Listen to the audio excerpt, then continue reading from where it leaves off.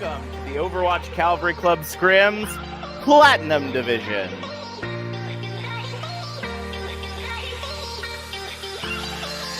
Mosaic with the fat shatter coming in. That's one, two, make it another. That's a quadruple, folks.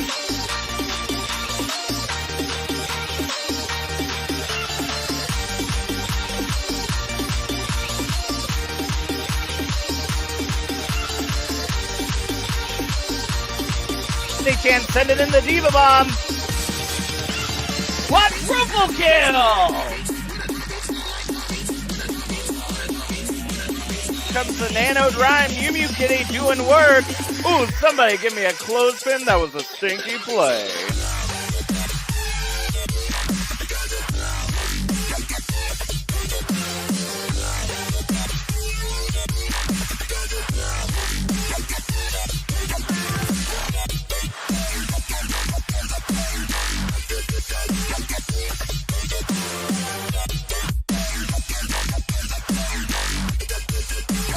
Onbreaker with the fat shatter, leaning up the payload.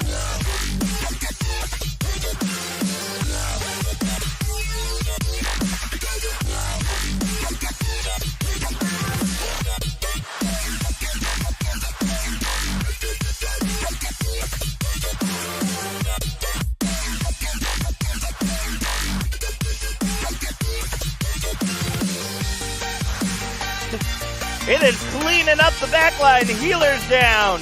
Tanks are down. DPS down.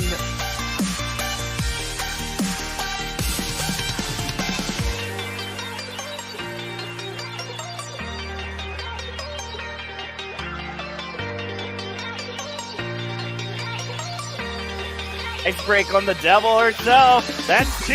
Reaper trying to get away, but no bueno.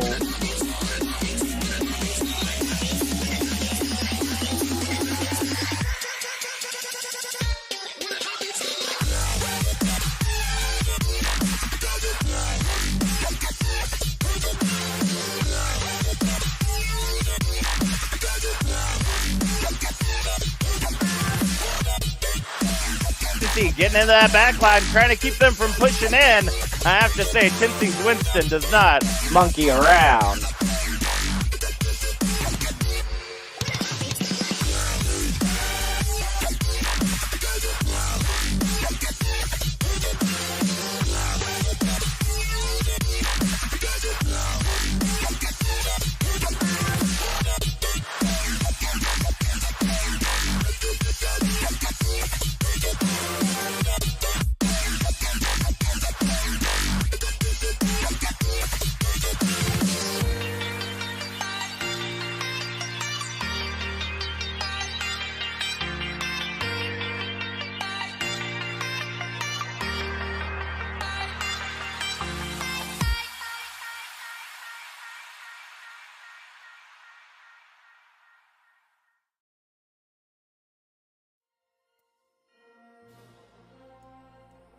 Good evening, everyone, and thank you guys for joining us here tonight to the O.C.C. Scrims, and thank you for you guys actually taking the time to create another tab, even though the Overwatch League is playing on that other tab, giving us the time of the day to stay with us. I am your narrator, the Whispering Triceratops, the Loud T-Rex, Loudtrex, and I am here joined by the man with the voice as smooth as butter, the Litzy. What's up, buddy? How you doing tonight?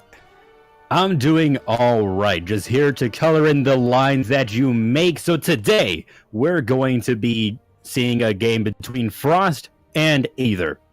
Aether, who has lost their second won their first match. So let's see if they can have their, let's see if they can really get that groove down. Now, speaking of Aether, I do want to give a quick shout out to Sips T. It is his birthday. Please give him a little bit of love. And we'll see if he can win on this blessed birthday of his. And as of right now, Frost maintains the title of the best Platinum team in terms of win thus far. So it's going to be a lot for Aether to have to really overcome the combo between Jag the Nerd, Ikio, Pinky, Max, and so on. the team has just been playing significantly. Let me rephrase that. Incredibly well. Krosky's ultimates are on point. Dawnbreaker is playing. Actually, I don't think we've seen Dawnbreaker. We've seen Jag the Nerd really playing a really solid Reinhardt.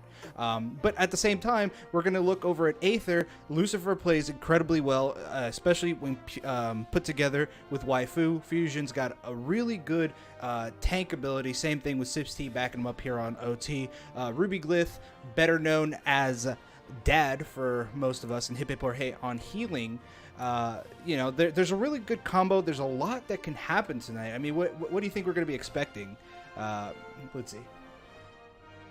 Well, when you were talking about the combos on the side of Frost, I like how you just started listing off all the members of Frost, because that really is what it is. This is a team with some really, really great teamwork, and they work together incredibly, incredibly well. So even if they do make mistakes, they make those mistakes as a team. And because of that, it makes up for a lot of the shortcomings. And because of that, it makes it really difficult for an enemy team to capitalize on these mistakes. So you have to really, if you see a mistake and you want to exploit it, you really have to work together as a team to exploit it yourself. So Aether has to really just be on each other's page, be speaking each other's language, so then you can just get on top. Right, and I mean, it's going to be tough. The last time we saw them go, I don't think they've gone against each other just yet. But I do really want to see just how things are going to be. Pinky's been known far and wide to really use that projectile DPS. We see a lot of that Pharah play whenever we do see Frost in the lineup. However, we're going to be seeing Waifu also plays a really, really good Pharah. Lucifer is known for loving his flanking style. And since I've played with him for so long, I can always kind of hear him kind of like laughing in the background. He's got like the whenever he's going for a heavy flank, and that's what I think they're going to be coming in today. If they can do that properly, Frost could be in trouble. And speaking of Lucifer, thank you to Lucifer for subscribing with Twitch Prime. We really do appreciate it. It helps support the channel. Make sure that we can do what we want to do with this channel. So, yeah, absolutely. Also, I do want to see some of Waifu's Widowmaker coming out here. That is definitely something that I want to see. And we know that Epic Center also does play a very good Widowmaker as well. So I just want to see that. I love seeing Widowmaker. It's just so much fun to be able to just jump into that first-person camera and see the flicks that I cannot do myself. So, that's what I was. So I like to see some more of these long-range compositions and such that do come of that. We also have seen Epic Center play a very, very good Ashe, so we may be seeing that as well. I mean, like, I don't know if you've been watching a lot of Overwatch League, but there's been a lot of GOATS compositions coming in, so I'm honestly very excited to see something that is not GOATS. Well, one thing we have seen on the Overwatch League was actually 4 DPS on 2 CP. Oh, yeah, I saw that. I saw that change. I was actually very, very, very excited to see something like that. And I'm really excited to see, at least particularly in the Platinum rank, just what kind of shenanigans they can bring out. I really am hoping to see some, we're probably going to be seeing a lot of Rein Zarya combos, Rein Diva. Maybe we'll have a little bit of a dive composition. I don't know if the teams are willing to do have you heard that? Or have you been seeing that? It's the Hammond, 4 DPS, and then the Mercy for that extra mobile healing. Like that one to me is just I think that's really heart pounding. I don't know how I can handle that, to be honest with you. We would just have to cross that bridge when we get there. First, let's talk about our first match for today. It's going to be Rialto. So, escort map. Get on the payload, push it to the end. Very, very simple. But there's a lot of choke points you have to deal with. So a lot of it is being as defense, you want to be able to hold these choke points. As offense, you want to be able to break them. And what the teams do to do that varies in different ways. And that's sort of where the creativity of these things come out. So we do see a little bit of that long range DPS that I was talking about on this first point, because you have this high ground, this balcony that wraps around this first building, and lots of high ground for the attack as well that they can safely shoot from and try to get good picks. So we may be seeing an Ashe as we have seen before, or the Widowmaker. We're going to have to see in about 10 seconds when we reveal what the teams are looking at. Yeah, definitely those long sight lines are going to be a huge part to play here. So, yeah, definitely a lot of hit scan, probably some good McCree play. If we see the Bastion play, I'm going to be a little upset. But it's always a viable option if you're going to want to go into the pirate ship. Could you have a Torbjorn? In theory, yes. Would you normally want to? Probably not. I mean, you definitely don't want to go Torbjorn with no tank, which is what they had. I mean, you could. Nobody says you can't. It's just a really bad idea. So that's... You will lose. I mean... We are going to be getting a Bastion on defense, though. Oh, that's going to be new. And looks like we're only going to have one healer here on the side of Frost. Looks like they are going for that 4 DPS as we get our first map completely underway. Frost in the blue, Aether on the right, and the first shots are starting to come out. Lucifer Akuma looking for a pick, lands it against Epic Center, gets one on the oof count, but Pinky manages to get the first pick. Oh, manages to almost gets the Winston, and the fight's still kind of going on up into the sky. The Pharas are still trying to hold and get as much damage out as humanly possible. Pinky winning the Phara battle, but it looks like Max gets demeched. Not a lot of healing to be done. Krosky, the lone healer, gets taken out early, and Aether doing the work that they need to in order to get into position. The Winston managing to take out Pinky, and here they go, moving on into the next. So that was a very, very risky play from Frost, not only having 4 DPS, and normally we see that to break goats onto CP. They weren't going up against goats, first of all, and because that Bastion wasn't able to really get full damage out, and also they were really, really far up. All right, here they come in. Jag the Nerd in the front line, almost in some serious trouble, some serious biscuits. Manages to stay alive. The healer's doing some solid work, but the Phara making it hell. 2 picks coming in on the side of Frost, as it looks like Aether is going to have to go ahead and back off.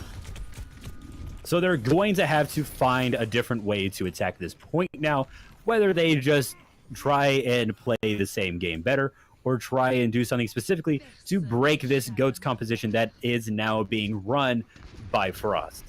There comes in Fusion looking to get in, gets Angry Monkey swinging away, staying in the front line. Jag the Nerd missing the dash, and here comes the Diva Bomb coming up. Jag the Nerd coming up to the back. Oh, manages to not save, and the stun comes out as Waifu loses it. But however, he is now on his ultimate mode. But no, Dawnbreaker manages to land that key bomb, manages to take out 2, and Aether gets routed one more time with 1 minute and 55 seconds left on the clock. So this is a really tough defense to break here, because you have to engage at these close quarters, and that is where Ghost shines. So you need to find something to deal with all of this health at that close range. One of the ways to do that is to bring in a Reaper, which Lucifer is doing now. So keep an eye on that. And something else would maybe be something like a Junkrat to just deal more damage. And here it comes in, Fusion starting off the fight, but Dawnbreaker eating the Fire Strike, and the Rhines are going at it. Jag the Nerd getting a hammer down, manages to land only 1, but Lucifer lands the pick on Krosky. Aether still trying to push in. Waifu gets the pick on Max, and here they come in once again, but the Transcendence comes out from Pinky to try to keep everyone alive. Fusion getting pinned, and here comes the Graviton Surge. They're looking to try to take some out, but Hip Hip Jorge in the background helping out to keep the team pushing. Dawnbreaker loses the mech as Epic Sinner still on the point. Gonna be the only one gonna get taken out, and that is a point A grab here for Aether. So that was what they needed to break that Ghost composition. Bring in the Reaper, deal more damage at close range, and then also they did such a good job of just dealing with the ultimates that came out. So when the Earthshatter came down, they dealt with that by focusing down Jag, making sure that he wasn't able to do what he needed to afterwards. When the Graviton Surge came out, they had the Coalescence there to keep everybody alive. Here they come in, swinging again. The hammer down comes out, and it is huge. Epic Center in trouble. The bomb up into the sky. Sips T lands to the birthday boy on a roll right now with his bombs. Jag the Nerd gets taken out, and Aether still showing their dominance here on this map of Rialto. Incredible work here. So they held forward really, really far because they knew that fighting under that bridge again would have been difficult against this Goats composition, even though they do still have Lucifer on the Reaper. Fusion seems to have a disconnect, so because so Sipsy actually wished for stable internet for his birthday. Well, to be fair, Sipsy is not the one who disconnected. And he's even saying that in the chat. It wasn't even me. Plot twist. Ooh, man, that's going to be an oof. But unfortunately, that's just what happens. Somebody has a bad day, bad internet. It's going to happen. And the unfortunate part is I think they lose whatever ult charge they have when they come back, don't they? Oh, no. You keep your ult charge. Do you keep the ult charge? Okay. I was just, I was worried about that. Yeah, that would be a problem. But no, incredible work here from Aether, really managing to use kind of like this modified Goats composition. They didn't have a Zen, so they really had that. It was that what is it, 3-1-3-1-2 composition coming out. Lucifer being incredibly powerful, getting into that back line, and what I was really enjoying was that he wasn't just going in willy-nilly. He was going in looking for a pick, if not forcing Frost to have to render back a little bit, have to give the space needed. So in a way, he's almost taking he's almost taking the space as a tank. Once his health comes down to somewhere close to 100, he spooks out, and Fusion would just come back up into the front line, and now Frost has to back up even further. So that was incredible work there, from Lucifer's part. So we are getting back in. The pause timer is running down. So I'm going to continue the point that I was running with a little bit before. Well, the person who disconnected does lose the ult charge. You're right there. But to continue my point, you don't want to fight a Ghost comp under that really close range bridge. And so what they did was they held more forward so then they could fight it at a better place. Now here comes the bomb. Doesn't really land anything, and the Kamehameha comes out from Hip Hip Jorge, and oh man, manages to get the assist on Jag the Nerd. The front mainline tank is down. Hip Hip Jorge really helping out as Fusion holds himself up into the front line. Doesn't realize where they're kind of going and manages to fall off. I think still having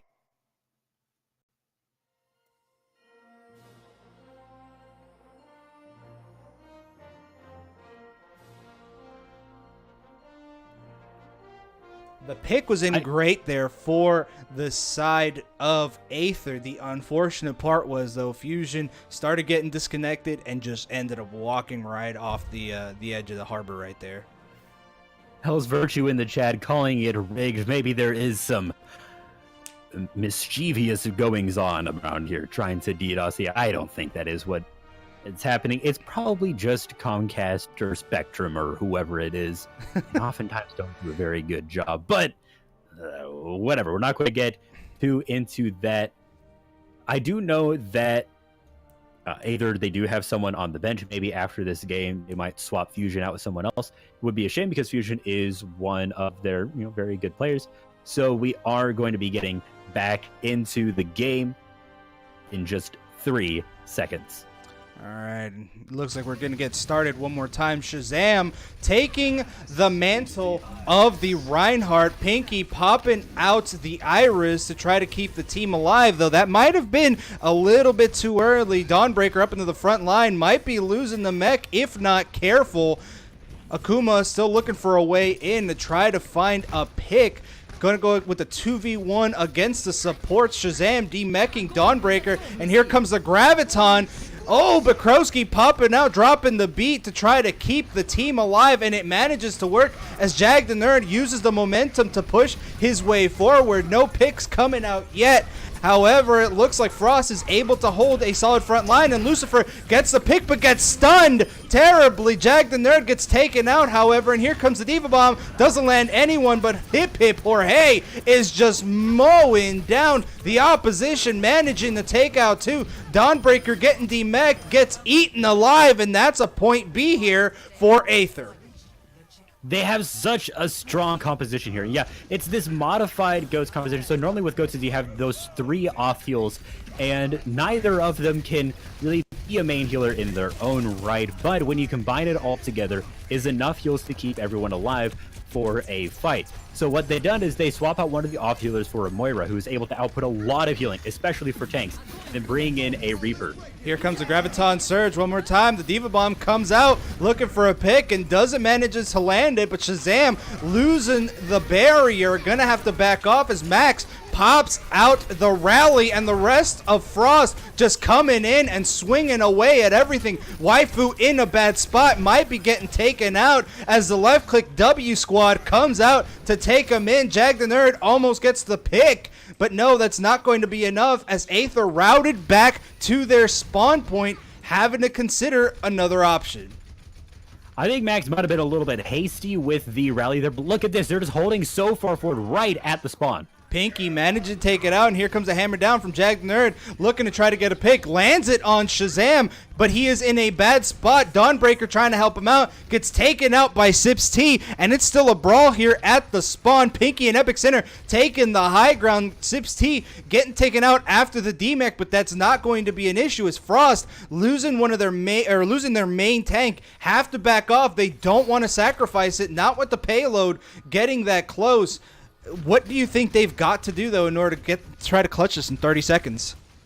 They're doing a much better job of being really, really aggressive at this point. They have to continue that. You have to make sure that you have a Brig on your team, and once you get in there, you can use those stuns to really help you out, and then group up and use that AoE heal to your advantage. Oh, here comes a Diva Bomb from Sips T. Oh, man, the block comes out twice from Jag the Nerd. Incredible work as he keeps the team from dying. Shazam gets eliminated, but Pinky stopping that Graviton Surge from doing the work it needs to as Lucifer looks for the pick on the Zenyatta.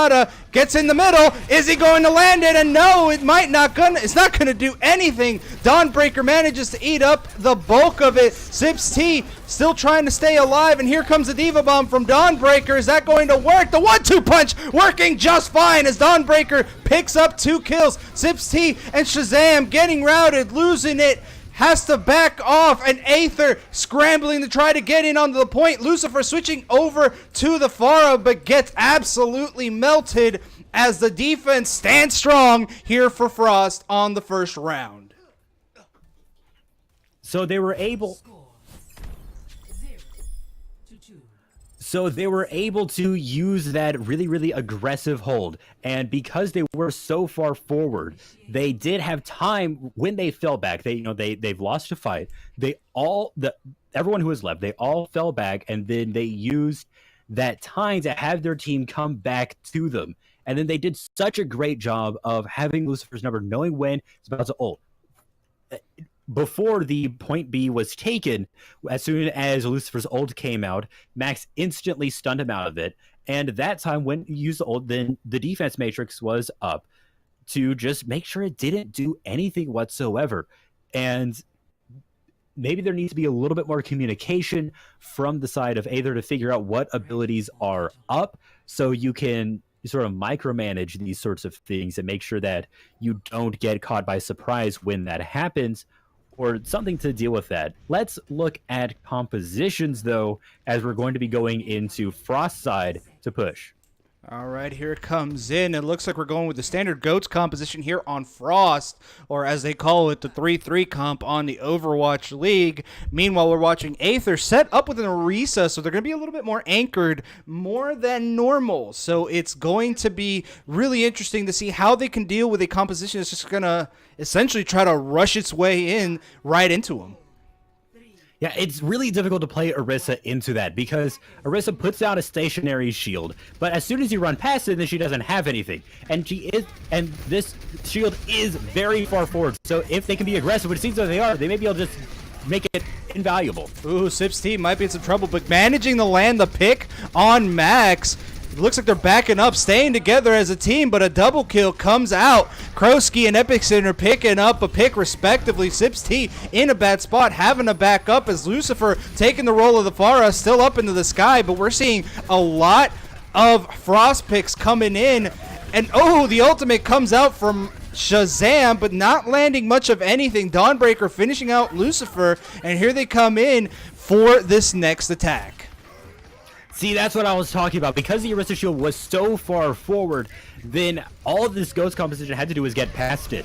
If you play it on a longer sight line and have it farther back, it's easier to deal with that really tanky composition. Oh, Jag the Nerd getting absolutely melted with the 1-2 combo from the McCree. Dawnbreaker getting routed as Hip Hip Jorge using the Kamehameha to back him off, staying in the back line, trying to offer as much healing as humanly possible. 2 ultimates on the side of Frost. Meanwhile, Aether now has 2 online. Lucifer still up in the sky looking for what could be a solid pick. Dawnbreaker, though, has his number. Here comes a Graviton Surge. High Noon comes out looking for a pick, and Waifu manages to pick it up. Sips T up into the front line. Here comes Ruby coming out with the drop in the beat, and that's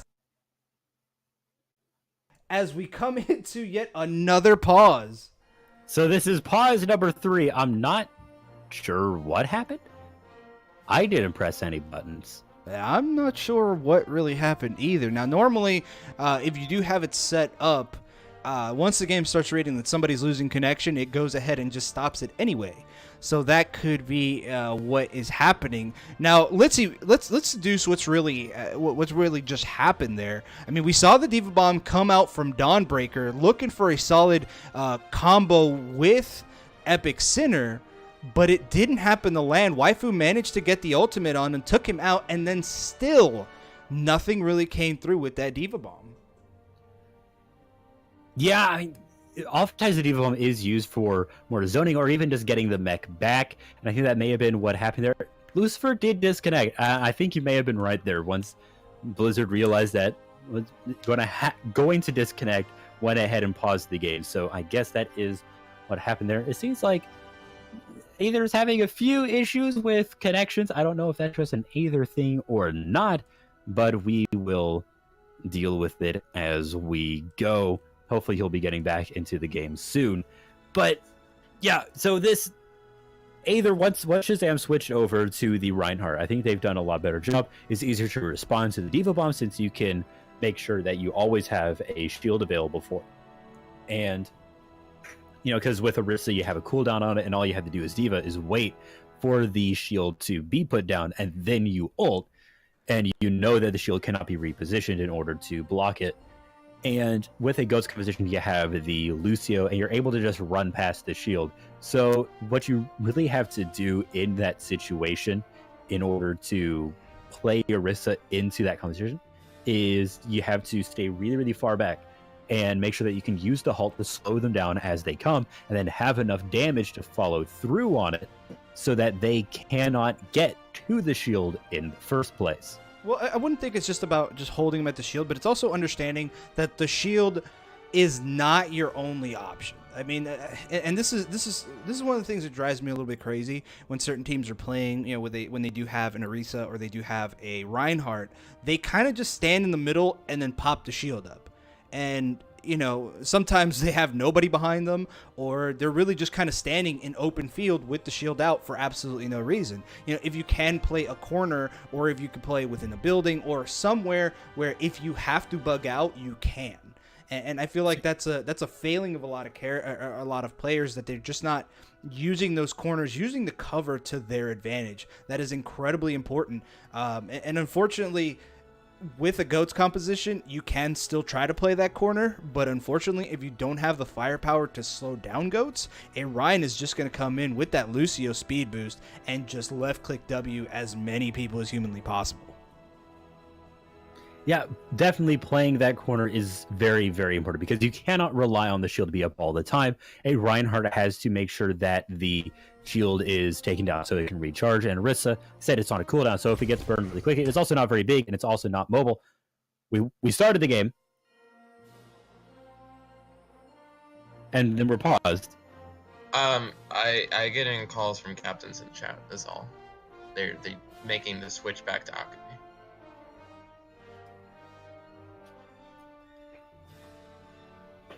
That hopefully that gets done a little bit sooner than later, so that way we can have our viewers. Yeah, so Lucifer disconnected and then was subbed out for somebody, and then as soon as that person was subbed in, Lucifer came back. So they're going to be putting Lucifer into the game now. Right, is what I am gathering. Right, so I think that's so what's going to be. Ikea wants to play. He's in the spectator chat doing the Eric Andre meme. Let me in. Let me in. I see the one where they have the May wall. Yeah. And that I think that one's just great. I don't know. I'm still trying to figure out who has the absolute time to build this stuff. But whoever it is, whoever does, thank you. I need the daily laughs in my life. So we're gonna be having. Are important to my well-being. Exactly. Now we're gonna have Akuma coming back, or Lucifer Akuma. Sorry, I knew him before the name changed, and for some reason it never changed for me. So Lucifer coming in again. Fusion going to be taking up the role again as the main tank. So that could be different. I mean, that's the thing. Shazam and Fusion seem two very different playstyles. Here we go back into the game as you guys are now seeing O.C.C standing into the front lines, having to back off though as they manage to land a few key picks. They're going to go pick up their Reinhardt, and Waifu still just popping shots. Nothing really happening just yet. Yeah, they had to go back and get their Reinhardt and Genji since they had come back from the spawn. That is going to give Frost a little bit of an advantage, but usually this is where the hold happens anyway, so the rally comes out.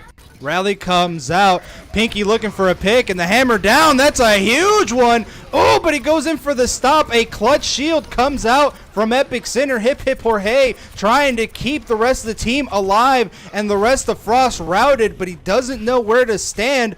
This is very dangerous as the rest of the team is just really split off. Ruby gets taken out. Max takes out Akuma, and here is Frost pushing their way forward. Ooh, Waifu managing to land the killing blow, but that's not going to be it, as the remaining team of Aether still having to back up a little bit to try to pick up the rest of the team. Fusion still up into the front line, trying to keep it going. Lucifer comes out to try to give him some backup, but Pinky helps break it down, moves in, and that's a point C grab. Oh, no, just 0.51 meters. And oh, Epic Center landing the bomb on O.C.C. The High Noon comes out. Doesn't look like it's really going to land on anyone as Lucifer is looking for a pick, and Frost makes it to point B. They're on the home stretch. Ruby Glyph trying to hold it for as long as they could, but you could only do it for so long. So now Frost doesn't have much left to go to win the game. Ooh, here comes the hammer down from Fusion, but not enough backup to really help him out. Dropping the beat is Krosky, looking to keep that push going. Max staying in on the point in A. They're losing the momentum that they once had. Oh, here comes the Graviton Surge, looking to keep it going, but oh, the ultimate comes out to help him going. Here comes Lucifer looking for some picks and not really getting much of anything. Going for Max, but Max managing to get out of range just in time. Hip Hip Jorge drops the Kamehameha, but gets taken out by Dawnbreaker. It's an absolute battle here for the last bit of the point. Fusion still trying to keep it going, and Pinky dropping the ultimate to keep everyone up. That's going to be what they need. Lucifer in a bad spot, trying to keep it going with Ruby, but still on the point, trying to be a nuisance. Gets taken out by Dawnbreaker. Hip Hip Jorge comes out, but not able to get on the point as Frost gets the first W of the night here on Rialto. So maybe Aether had a little bit of a rough time because of the swaps that they had on that map. It's all speculation. So a great ultimate from O.C.C here. Oh, even do the wave. Now that is stylish. So yeah, we saw some great plays from both of the D.Va players. Really great. D.Va bombs, really great. Defense matrices, as I was mentioning before, Epic Center did a good job of making sure that the Death Blossom from Lucifer wasn't able to do as much as they wanted to, and overall, really good plays. I got to give it to Frost. I really was enjoying the way, I could feel the communication because they know it's coming, and I always feel like that's a really important role for a healer. At least for anyone who's ever played with me, that's usually my point of focus. Like, if I realize we have been in a firefight for about 2 minutes, and I have been healing my butt off, I know that sooner or later that an ultimate is coming out looking for me. So great job there by the Brigitte, waiting to have Lucifer try to pop the ultimate, Dawnbreaker eating up a great chunk of it, and then stunning him out of it. That was great work to try to stop what could have been a disastrous ult for the side of Frost. Because when you're playing Genji and you're wanting to use your ultimate, that is the point you do it. As soon as the Transcendence is no longer running, then you can get in there and do your damage. And so really, really great plays, like you said, from the Brigitte to make sure that the team was protected when that happened, because one repair pack will be essentially equivalent to one strike of the sword, so you can do it to make sure that a person stays alive. And then the stuns are amazing, and then CC to just push someone away to a different spot to make sure that they, obviously then they have to close the distance again to get another strike off with the sword. And overall, that is such a great way to defend your backline. It's just having a Brig back there. Sometimes as a Brig, you do want to be on the front line because you can have those stuns and those heals for the people up there in the fight. But knowing when to fall back and protecting your fellow supports is incredibly important to be a good Brigitte player. I think that's very blanket over most of Overwatch. It's a very situational game where to find the right answer, that answer changes from second to second, and you have to consistently be looking for your next route. Honestly, you're trying to look for, am I going to get that pick? Should I let them go away? Should I back up? And there's so many different things. And to have players that understand, I need to be here, I need to be in the front line, or no, I need to be in the back line, and having, being able to switch that up, that's going to be an incredible tool that both teams are going to have to master tonight in order to secure this win. So let's talk about our next map. It's going to be Numbani, a hybrid map. First, you have to cap the point and then push the payload to the end through one checkpoint and then to the last one. A really interesting map type. We've seen a lot of interesting strategies come out of Numbani because you have that high ground point. There's not a lot of cover when you're on it, but there's lots of different ways to approach it. You can come in through the main road. You can go up onto high ground. You can go through the hallway. You can go all the way around to the back. You can play a dive comp in, get up onto the high ground where there might be a team set up. There's just so many ways to attack and defend this point. It makes it definitely one of the most interesting points to play.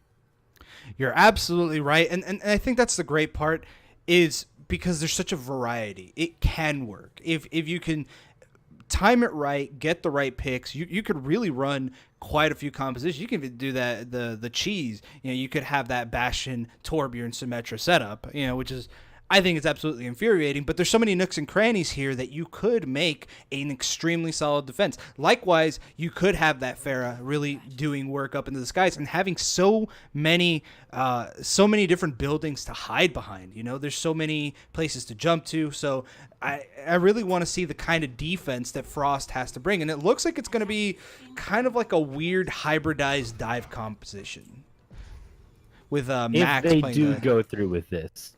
Yeah, it depends. If Max stays as Diana, if Max can stay out of range from Fusion and Sips T, they'd be able to make it work. The unfortunate part is once that Ana goes down, really Krosky's the only one left alive, and that could be disastrous if the main healer gets taken down. It's a little bit of a gamble. If you can make sure that Max can just stay back near that hallway, right on that backline, and that if someone does try to get on top of them, then you respond to that properly, then an Ana can put out incredible amounts of healing. Here they come in. Lucifer up at the top, realizing that there is an Ana, looking to try to get a pick, and it looks like the Brawl's still coming in. Fusion just trying to be a bit of a nuisance as Waifu trying to pop some shots in there. But it looks like Ikkyo backing him up. The battle's still coming up here up top. Waifu manages to land the pick on Epic Sinner. and it's still going to be a brawl on the point. Max trying to pull out as much healing as humanly possible, being incredibly effective. Oh, but misses the sleep dart on Waifu. This is dangerous if he can't get out of there quick enough. Still trying to do the battle. There is no healing, though, on the side of Frost, so that's going to be incredibly dangerous. Kroski only able to do so much as Waifu manages to win the 1v1, and that's going to be it. Dawnbreaker popping out the ultimate to try to zone the rest of the team, but not going to be enough. Ruby still helping to push in on the forward ground. Jag the Nerd finally finding his way back in as Dawnbreaker gets demech. The battle is still raging on as they're pushing in. Jag the Nerd, though, gets taken out as the Lucio run by Kroski manages to get back in on the point. Ikeo in a bad spot as Hip Hip Jorge and Fusion manage to whittle him down. That's going to be a point A grab here from Aether. Yeah, they definitely did have a rough time. And let's take a very quick look at ultimates on the side of Aether. There are 5 online, and Sipsty isn't too far off of the ultimate itself. So this is going to be a really, really good offense we see here, and it's going to be interesting to see if they have the ultimate discipline, make sure they don't burn them all in the first fight. Yeah, they start coming in for the fight. Jag the Nerd looking for a backline pick, or maybe at least to make the team turn around. Gets Angry Monkey looking to dislodge the rest of the team. Starting to push things around, but Waifu just landing shots into him. Here comes the Diva Bomb and no shield to help out. Oh, clutches that out just in time. However, Lucifer out looking for blood, looking for a pick, doesn't land it. Waifu switches it out, looking for it, and manages to land it on Jag the Nerd. The Diva Defense Matrix dropping in at a terrible time. Oh, the pick coming in from Waifu on Epic Center. Ikeo in a bad spot, has to back out, and Aether making waves, pushing in, not letting that first loss go to their heads. I mean, they are really performing very, very well. I think they're definitely performing a little bit better than Frost in this case. I'm not sure that Max's Ana is working out as well as you want. It seems like a lot of the players are dying. And Max did leave the game. Oh, that's going to be another stop here tonight. That's, I don't know, man. Somebody's got to call their internet provider and let them know, hey, fix my stuff. I'm in the middle of a very heated match, and I'm losing because I keep getting disconnected. Now, in the meantime, while we have this break, I mean, do you really think it's going to be that Ana that's really causing all those issues, or do you think it might be a little bit more of like a forward line positioning kind of problem? I think that some of it is Max is having issues just landing shots and making sure that you're healing the correct targets. I was spectating and seeing to be shooting shooting Waifu on McCree when there was someone on the point who was at critical health, and maybe that person should have been getting heals. It's really difficult to gauge that sometimes as an Ana, because you're trying to obviously protect yourself as well as your team, which is not an easy task, because oftentimes your team doesn't do a good job protecting you. So it was for a Hey, listen, I think every support everywhere just felt that. I really think they felt that on a personal level, because I think I think that's just a commonly asked question by the. It's usually like the tanks are usually screaming, "Where's my healing?" It's like, well, I'm dead. There's nothing I can do about it. That's like there's the Genji on me, and I had to deal with that. So here comes maybe there's something happening. Here comes the pause as Sips T gets the pick on Jag the Nerd, loses his mech, and in a bad spot as Fusion comes in to try to back him up. Oh, and it looks like he manages to rout the rest of the supports as we move into this next and final phase. Dawnbreaker still up into the front line, about to lose the mech, manages to get out just in time, and Ikeo drops the ultimate looking for some picks, but gets taken out by the Sips T as the rest of Frost having a back off. Epic Center could be in a bad spot. Jag the Nerd finally switches over to the Reinhardt. So that's kind of what we've been wanting for a while. See, Jag on the Rhine plays it incredibly well. The nuke does come out, but it doesn't seem to catch anybody, and we are getting a fight with Fusion ulting. Oh, here that comes once again. Fusion losing it, and it looks like Hip Hip Jorge drops the ultimate. Akuma comes out with his ultimate as well, gets flashbang, but not going to be enough. And the picks are coming in with the duo that is Lucifer and Hip Hip Jorge to get the space that they need. Fusion is up into the front line, knows they've got to rush their way in there, trying to keep Max at bay. They've got just a little bit more to go, and no, it doesn't look like Frost is able to find their way back into the point as Aether completes their first round attack all the way to the end. So taking it all the way to the end, very, very important. It means that now the enemy has taken away, but if they do, then we go into round 4, or rather round 3 and 4, and theoretically can just keep on going for a while until we get to a draw. But I doubt that is going to happen here. Frost, they're not looking so hot this time around. They seem to do a very, very good job on the first game. But, so right there, Aether did a really good job. What they did was they sent in Fusion while ulting. It distracted the enemy team. It forced the enemy team to deal with this threat. And that opened up Lucifer to be able to use his ultimate and just get onto that line to obviously, use the Genji blade, and you can do so much with it.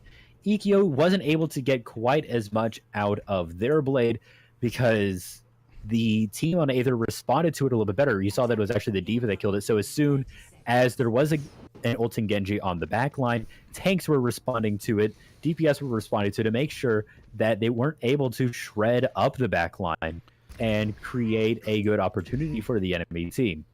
Right, and the thing is, with the backup that Lucifer had with Hip Hip Jorge, the combo of having that incredible heal / damage, and then Lucifer being able to land those key picks, oof, that is just a deadly combo if timed properly, and they did, managing to use that momentum to get themselves to the very end. This could be a brawl like we saw in last week's match where they ended up going to the wire. It's just absolutely nutty when they were on that, it was a 2CP points. You remember that? Hey, I do, and it looks like they are going all the way around to the backside and catching the enemy from behind. All right, here they come in. Lucifer looking for a pick on Epic Center. The 1v1 is coming in. It's going to take a lot for him to land that shot. Uses the Storm Arrow to try to take him out, but Waifu manages to land the pick on Epic Center. Gets taken out by Ikkyo as the battle's still coming out. Thank you for the cheers. Rith bringing that out. Thank you so much as the picks are still starting to come in. Ikkyo has to back out, and Krosky with no defense gets taken out. Fusion still in the front line looking for a pick, manages to rout out the rest of Frost, and that's going to be another defensive hold here for Aether. So that was an interesting idea, but it was a little bit poorly executed. When you do something like that, you need to make sure that you're responding to threats as a team. I think that everyone seemed to go off in different directions there, and if the entire team had gone in one, then maybe they would have been able to get key picks more easily and stay alive while doing it. Jag the Nerd trying to play the corner against the opposing Fusion, gets taken out by Lucifer though, and Fusion finding the momentum to start pushing forward, looking to try to dismember the rest of the team in the back line, and looking for that Ana, but might be in a bad spot as Dawnbreaker turns around to try to help him. Lucifer manages to land the pick on Ikkyo, and that's going to be Frost having to back themselves off again one more time. That was very, very good from the side of Aether there. Once again, doing a really good job of responding to different situations, making sure that what they're doing as a team. With Frost seems to be lacking that a little bit, at least on this map. And Krosky does manage to get a pick off onto Waifu that may be a help for them. All right, here they come in. Battle once again. Jag the Nerd up into that front line as Lucifer Akuma pushes his way in. Wraiths out. This could be a very terrible spot as the beat is dropped. Fusion gets the pick. Ikkyo looking for a solid time to pop that ultimate, looking to try to take out Akuma. He wraiths again. The High Noon comes out from Waifu, takes out Jag the Nerd, and that's going to be a big pick. The Diva Bomb comes out, and it looks like Aether is not gonna go ahead and lose it like they might have. The only problem right now, though, is that they don't have a defensive ult against what could be an incredibly devastating Nano Blade. You did mention that we do have the Nano Blade up and ready on the side of Frost, so there's going to have to be some way to respond to that, but there are no defensive ults available for the side of Aether here. So if Ikkyo is able to use that properly, we may be seeing the point be taken. All right, Jag the Nerd looking to start the fight, but Lucifer is just absolutely melting him. And here comes the Nano Blade as expected. Ruby gets taken out. Sips T gets followed up on. Low up in the sky, takes out Waifu. Oh, and Dawnbreaker comes out with the clutch shield to help protect Ikkyo, as Ikkyo is just cleaning house at this point. Incredible work here. Athena doesn't have the time to call the team kill as Fusion comes back into the point to try to fight it. Ikkyo helps out. Ruby getting in on the point, gets taken out one more time, and Sips T cannot find the angle to come back in. Frost using that forward momentum to really try to push their way in. Dawnbreaker losing the mecha. Sips T backs up once again. Ikkyo on the hunt for the Diva, and that's a point A grab here for Frost. They did take a while doing it, so they don't have as much time to put Fusion, though, into the front line, doing what he can. And a pause. And I believe that's what's going to be coming from the Sips T himself. If you took a look, he was just walking forward, and that unfortunately is the absolute and telltale sign that you're about to disconnect. That is the unfortunate part of that reality, but if you have a disconnect, you have a disconnect. And I think that's the absolute worst thing that could happen, especially when you're, in something very momentum-based. Like, Ikkyo just cleaned house along with Jag. I think actually it was with Dawnbreaker and Kroski. The three of them coming out incredibly clutch, taking out a great deal of the team and keeping them from actually coming out to try to go for the stall. Yeah, it made it really, really difficult for them. And, as soon as you start losing that first point, it's very, very difficult to retake it when you're defending, because you have a long start time and you have to get back to that team. But we are back. Fusion falling incredibly low and falling to Kroski. Oh, here comes the picks one more time. Ikkyo landing it on Dad, popping out the ultimate, looking for picks, gets it on Sips T, and that's going to be another dominant performance here from Frost. Looking to push their way forward. Waifu, trying to hold that high ground, is about to get jumped as it looks like the Winston comes out to try to help him. Oh, but Ikkyo almost gets taken out. Waifu retreats to his team as they come in for one more push. But the point is being contested all the way back there by Lucifer. Ooh, here it comes. Kroski taking out Lucifer, and Waifu looking for a solid pick. Oh, uses the flashbang over the Genji, managing to take him out. Jag the Nerd just swinging away. Angry Monkey looking to displace the rest of the team, but he is now at half health, and this could be dangerous for him. 316 health. Here comes the battle between the tanks, and oh, Jag the Nerd, successful by a margin, manages to clutch out the rest of the fight. Max gonna go ahead and heal him up. This could be the point B grab here for Frost. It very well could be. I mean, first of all, they do have to put some people onto the point. There we go. And they don't have very far to push at all. And I don't think that there's any time to contest it. There was a little bit of a thought about it from Sips T there, but wasn't able to make anything of it. So really, really great forward line hold there. You see that Frost was using their mobile tank line to get up onto that high ground to make sure that there was nobody there who could try to jump down from there onto the point. Fusion starting off in the very front line is discorded as Ikkyo looks for the pick, manages to reflect quite a bit. Still the front line pressure is coming in as Epic Center and Ikkyo making trouble for it, and oh, the nade coming out incredibly clutch, taking out two. Oh, and here comes the 1-2 punch as Lucifer lands the picks, and oh my goodness, a triple devil trigger comes out from Waifu. Incredible work, and that's going to be what absolutely resets Frost here with 1 minute and 30 seconds remaining. Now that was pretty great there. I mean, It was great to watch, but I don't know if it was a great idea using 3 ultimates on 1 defense. Now, Frost is going to be sitting on 5 as soon as Dawnbreaker manages to get the Diva ultimate. That won't be too very difficult. Will they be able to use these ultimates to their advantage in the next fight? Ikio in a bad spot. Here comes the Nano Blade looking for some picks. Oh, but Glyph having it just in time.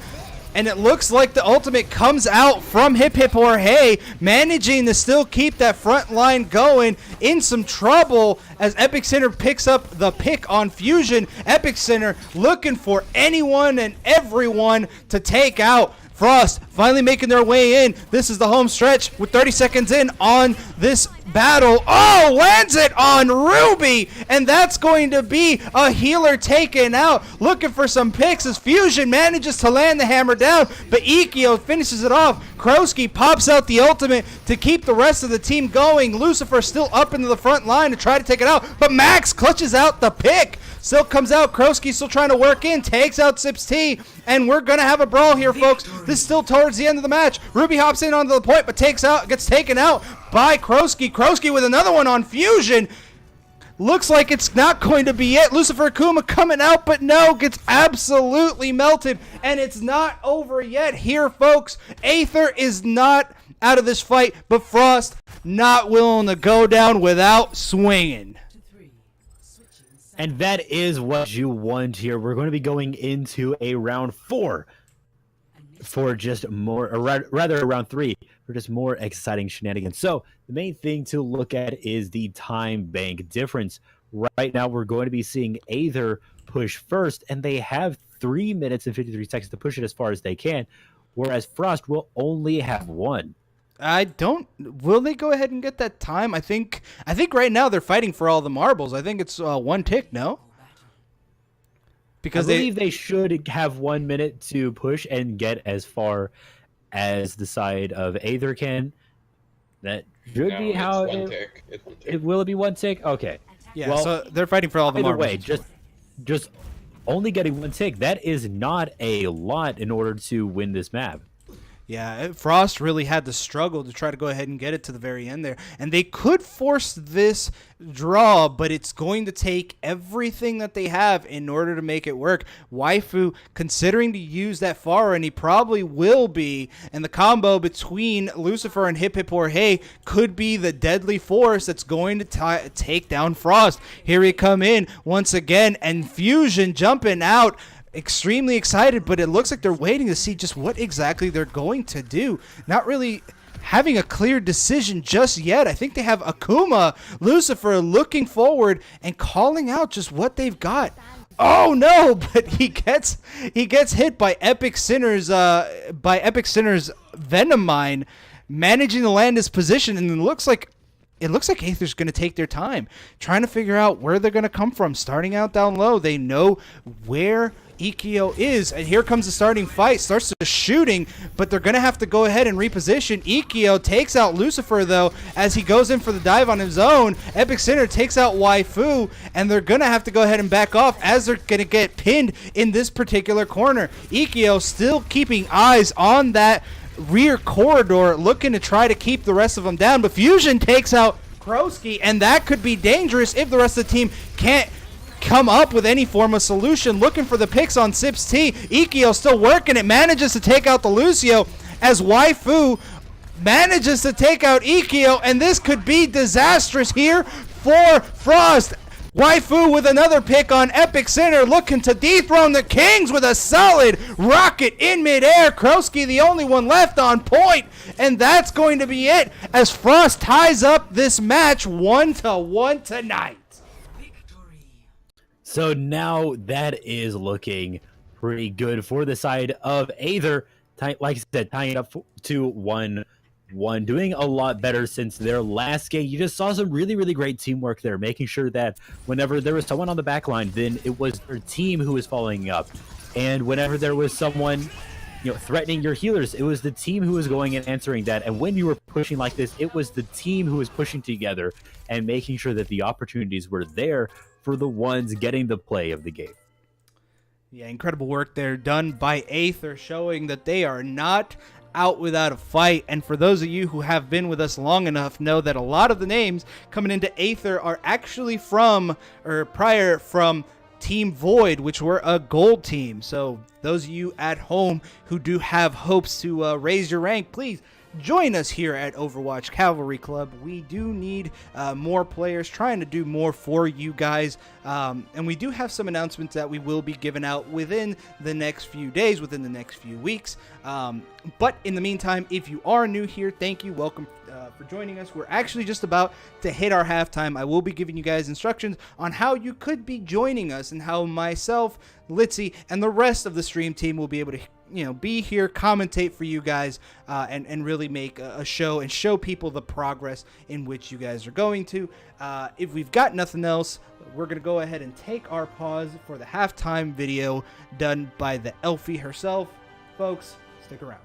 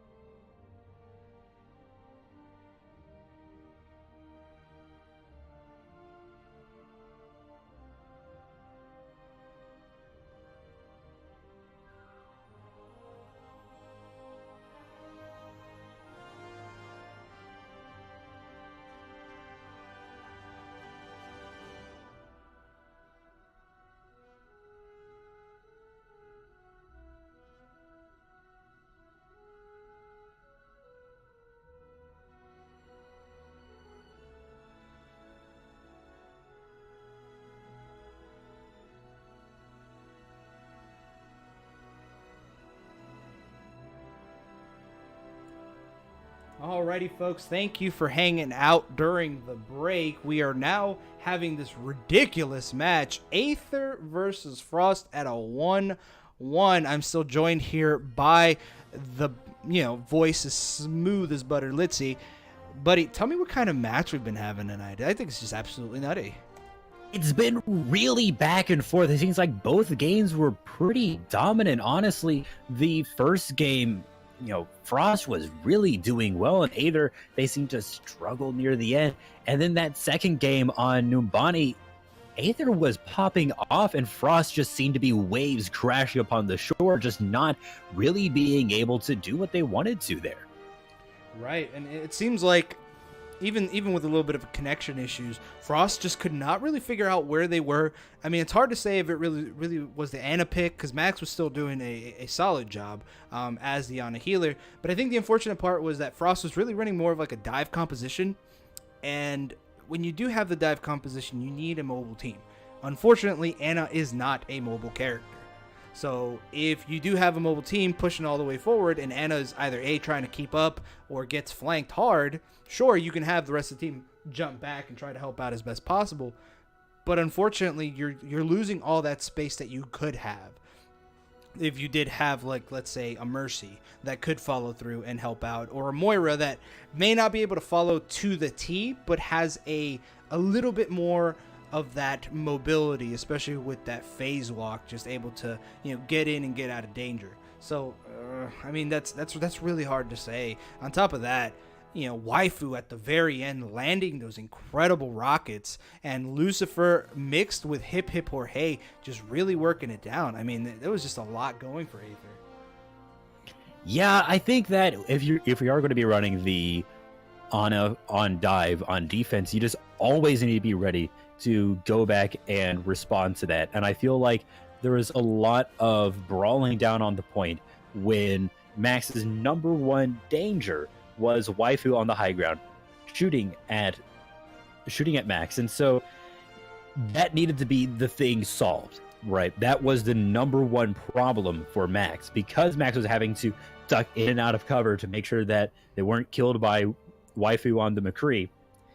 Then wasn't able to heal the team properly, and because of that ended up losing the point pretty early on their first defense.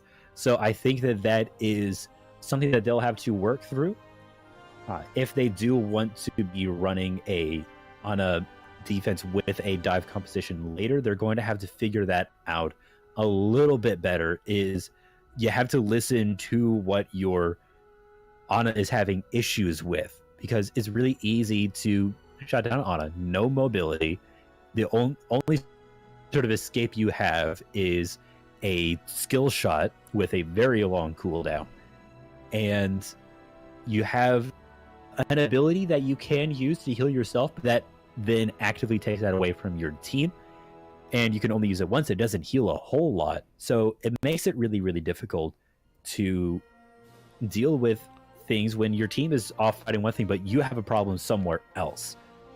But let's stop talking about the matches behind us, and let's start talking about Lijiang Tower, which will be our next map. So Lijiang is a control map, and one thing I do love about these control maps is just how much you can really take control.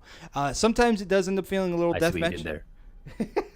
It's sometimes a little bit deathmatchy, but that's okay, because you're trying to get ground that's not common in terms of like payload matches. Standardly payload matches, you're trying to stay on the point, you're trying to push it properly, and you're trying to get proper defenses as you're moving from phase to phase. But because you have all of this open space, now you're trying to dictate where the battle goes and hoping that where you're moving and where you're positioning to allows the fight to go into your favor. So a lot of these matches really do favor Tracers, Sombras, not so much Widowmakers. There are some sight lines, but a Widowmaker can get flanked incredibly easy because there's not just a one route to get to them. And we oftentimes do compare a round of control like a condensed 2 CP map, because once you have the point, then you have to defend it, And once you lose a point, then you have to attack it. So it's almost like switching between attack and defense rounds very, very quickly if the match is very close. So let's just take a very quick look at our team compositions as we start. Seems to be standard goats on the one side on Frost, but Aether running something a little bit different. Yeah, they've got the Rein Zarya, but they've got O.C.C playing the Reinhardt. Here they come in. The battle's starting off already intensely. Fusion in a bad spot as Fusion manages to land the pick on Pinky, and Jag the Nerd on a back foot. Doesn't have a lot of health, but manages to bug out just in time. Shazam really helping out with the rest of the team as Hip Hip Hooray lands the pick here on Krosky. Oh, it looks like Frost getting split off. Max in a bad spot is getting isolated, getting chased down by Max, and Jag the Nerd getting routed, having to back off. Dawnbreaker eating the Fire Strike, but Ruby helping to push in. Jag the Nerd could be in a bad spot. That was not a great charge. Gets taken out by O.C.C as Frost has to back off. Now the Aether has the lead with 15% and climbing. I like Pickles doing the resident sleeper goats and then saying, JK, never mind. Because it didn't work. And let's look at we're going to have time to figure out what the reasons are going to be. And let's figure out why that was. It was because Waifu and O.C.C doing a really great job. Because Waifu was up inside of the air, there's no real way for goats to deal with that. The only thing that goats can do is put a Discord orb on the Pharah and send a Diva up there and try and deal a little bit of damage. But they weren't able to do that. They were having to fight inside of the server room area, and because of that, they weren't able to deal with the Pharah. And then there was O.C.C there in that close range environment where they had to push.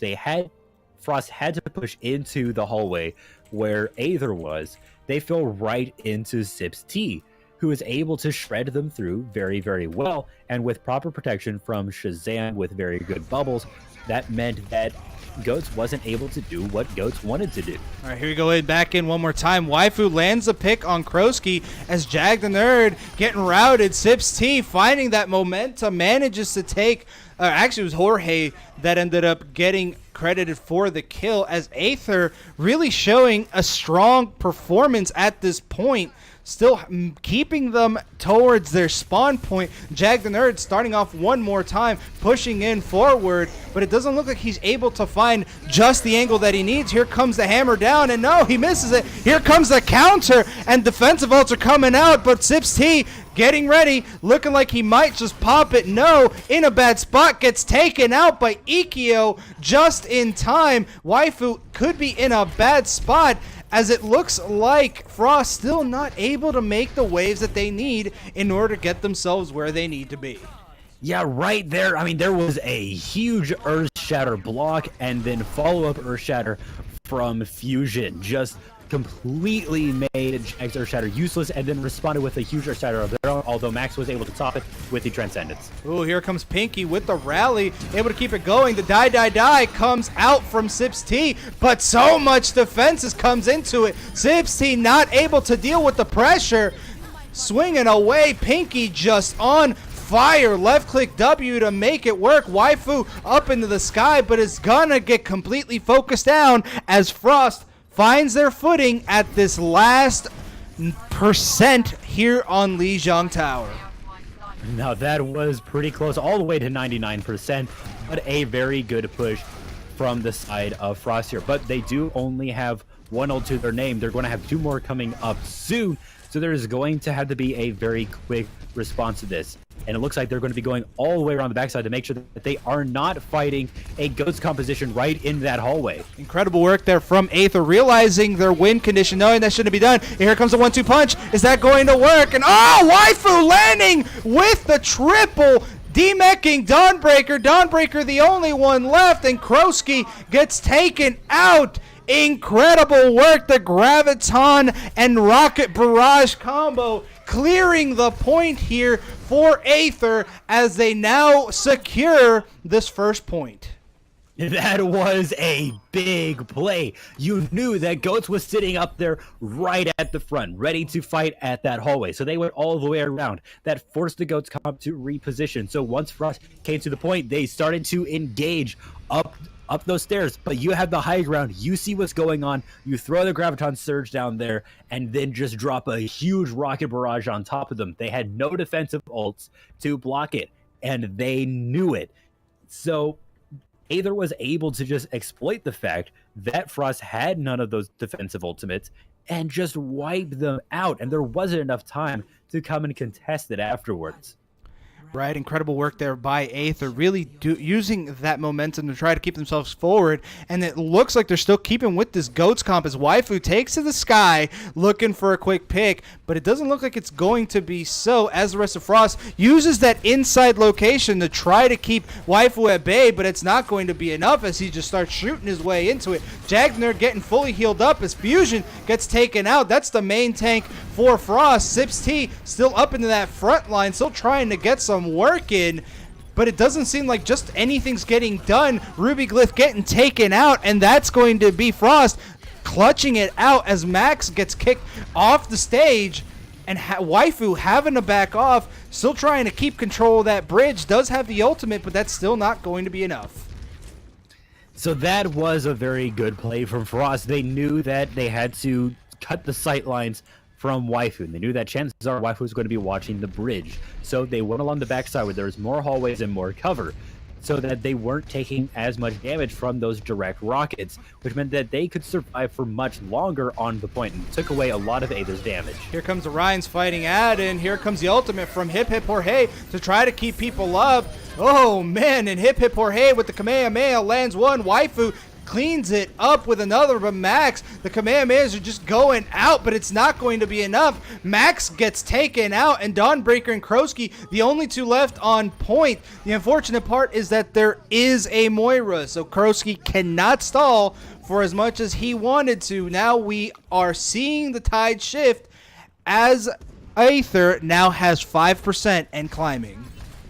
So you have a rocket barrage. You send your team in to make sure that everyone has to deal with that, and then you just send in the Pharah through the window and ult from behind. That forces the team to turn around to deal with that. Earthshatter comes through, and big plays follow. Not an easy point take, but a very good point take for the side of Aether. And Waifu just raining, just damage coming into Frost. Oh, Dawnbreaker gets the double kill, and that could be exactly what they needed. Sips T getting isolated. Waifu still up outside trying to keep it going, but goes in for the hard reset as Frost gains control one more time. 51% and climbing. They are seeing their lead just move up by bounds and leaps. Aether has got to get a hold of this map if they hope to win it. So that was a little bit of a tough time for Kroski there. Not the Kroski, rather Ruby Glyph, because you see the Graviton Surge come through. You want to protect your team. You throw down the sound barrier. But it's after that the nuke comes through, and you then don't have the sound barrier timed properly to help protect your team with that. But now, another point take. The Kamehameha comes out as, Waifu coming in clutch, looking for those picks. And it looks like that's exactly what Aether needed to start pushing their way in. Ults were coming out left and right as Sips T in the front line looking to take out Ikeo, and that's going to be it. Even though they have hit the 97% mark, Aether now tries to come back. They don't have a lot of room for error. Finally hitting that 50% mark, they have got to stay strong. They've got to keep it pushing. One lost fight, and that will be it for this particular round. Yeah, the most we could really get out of this would be 2, possibly 3 fights, depending on how long the brawl actually lasts. And this is the pattern we've been seeing, is just sending the teams through that hallway.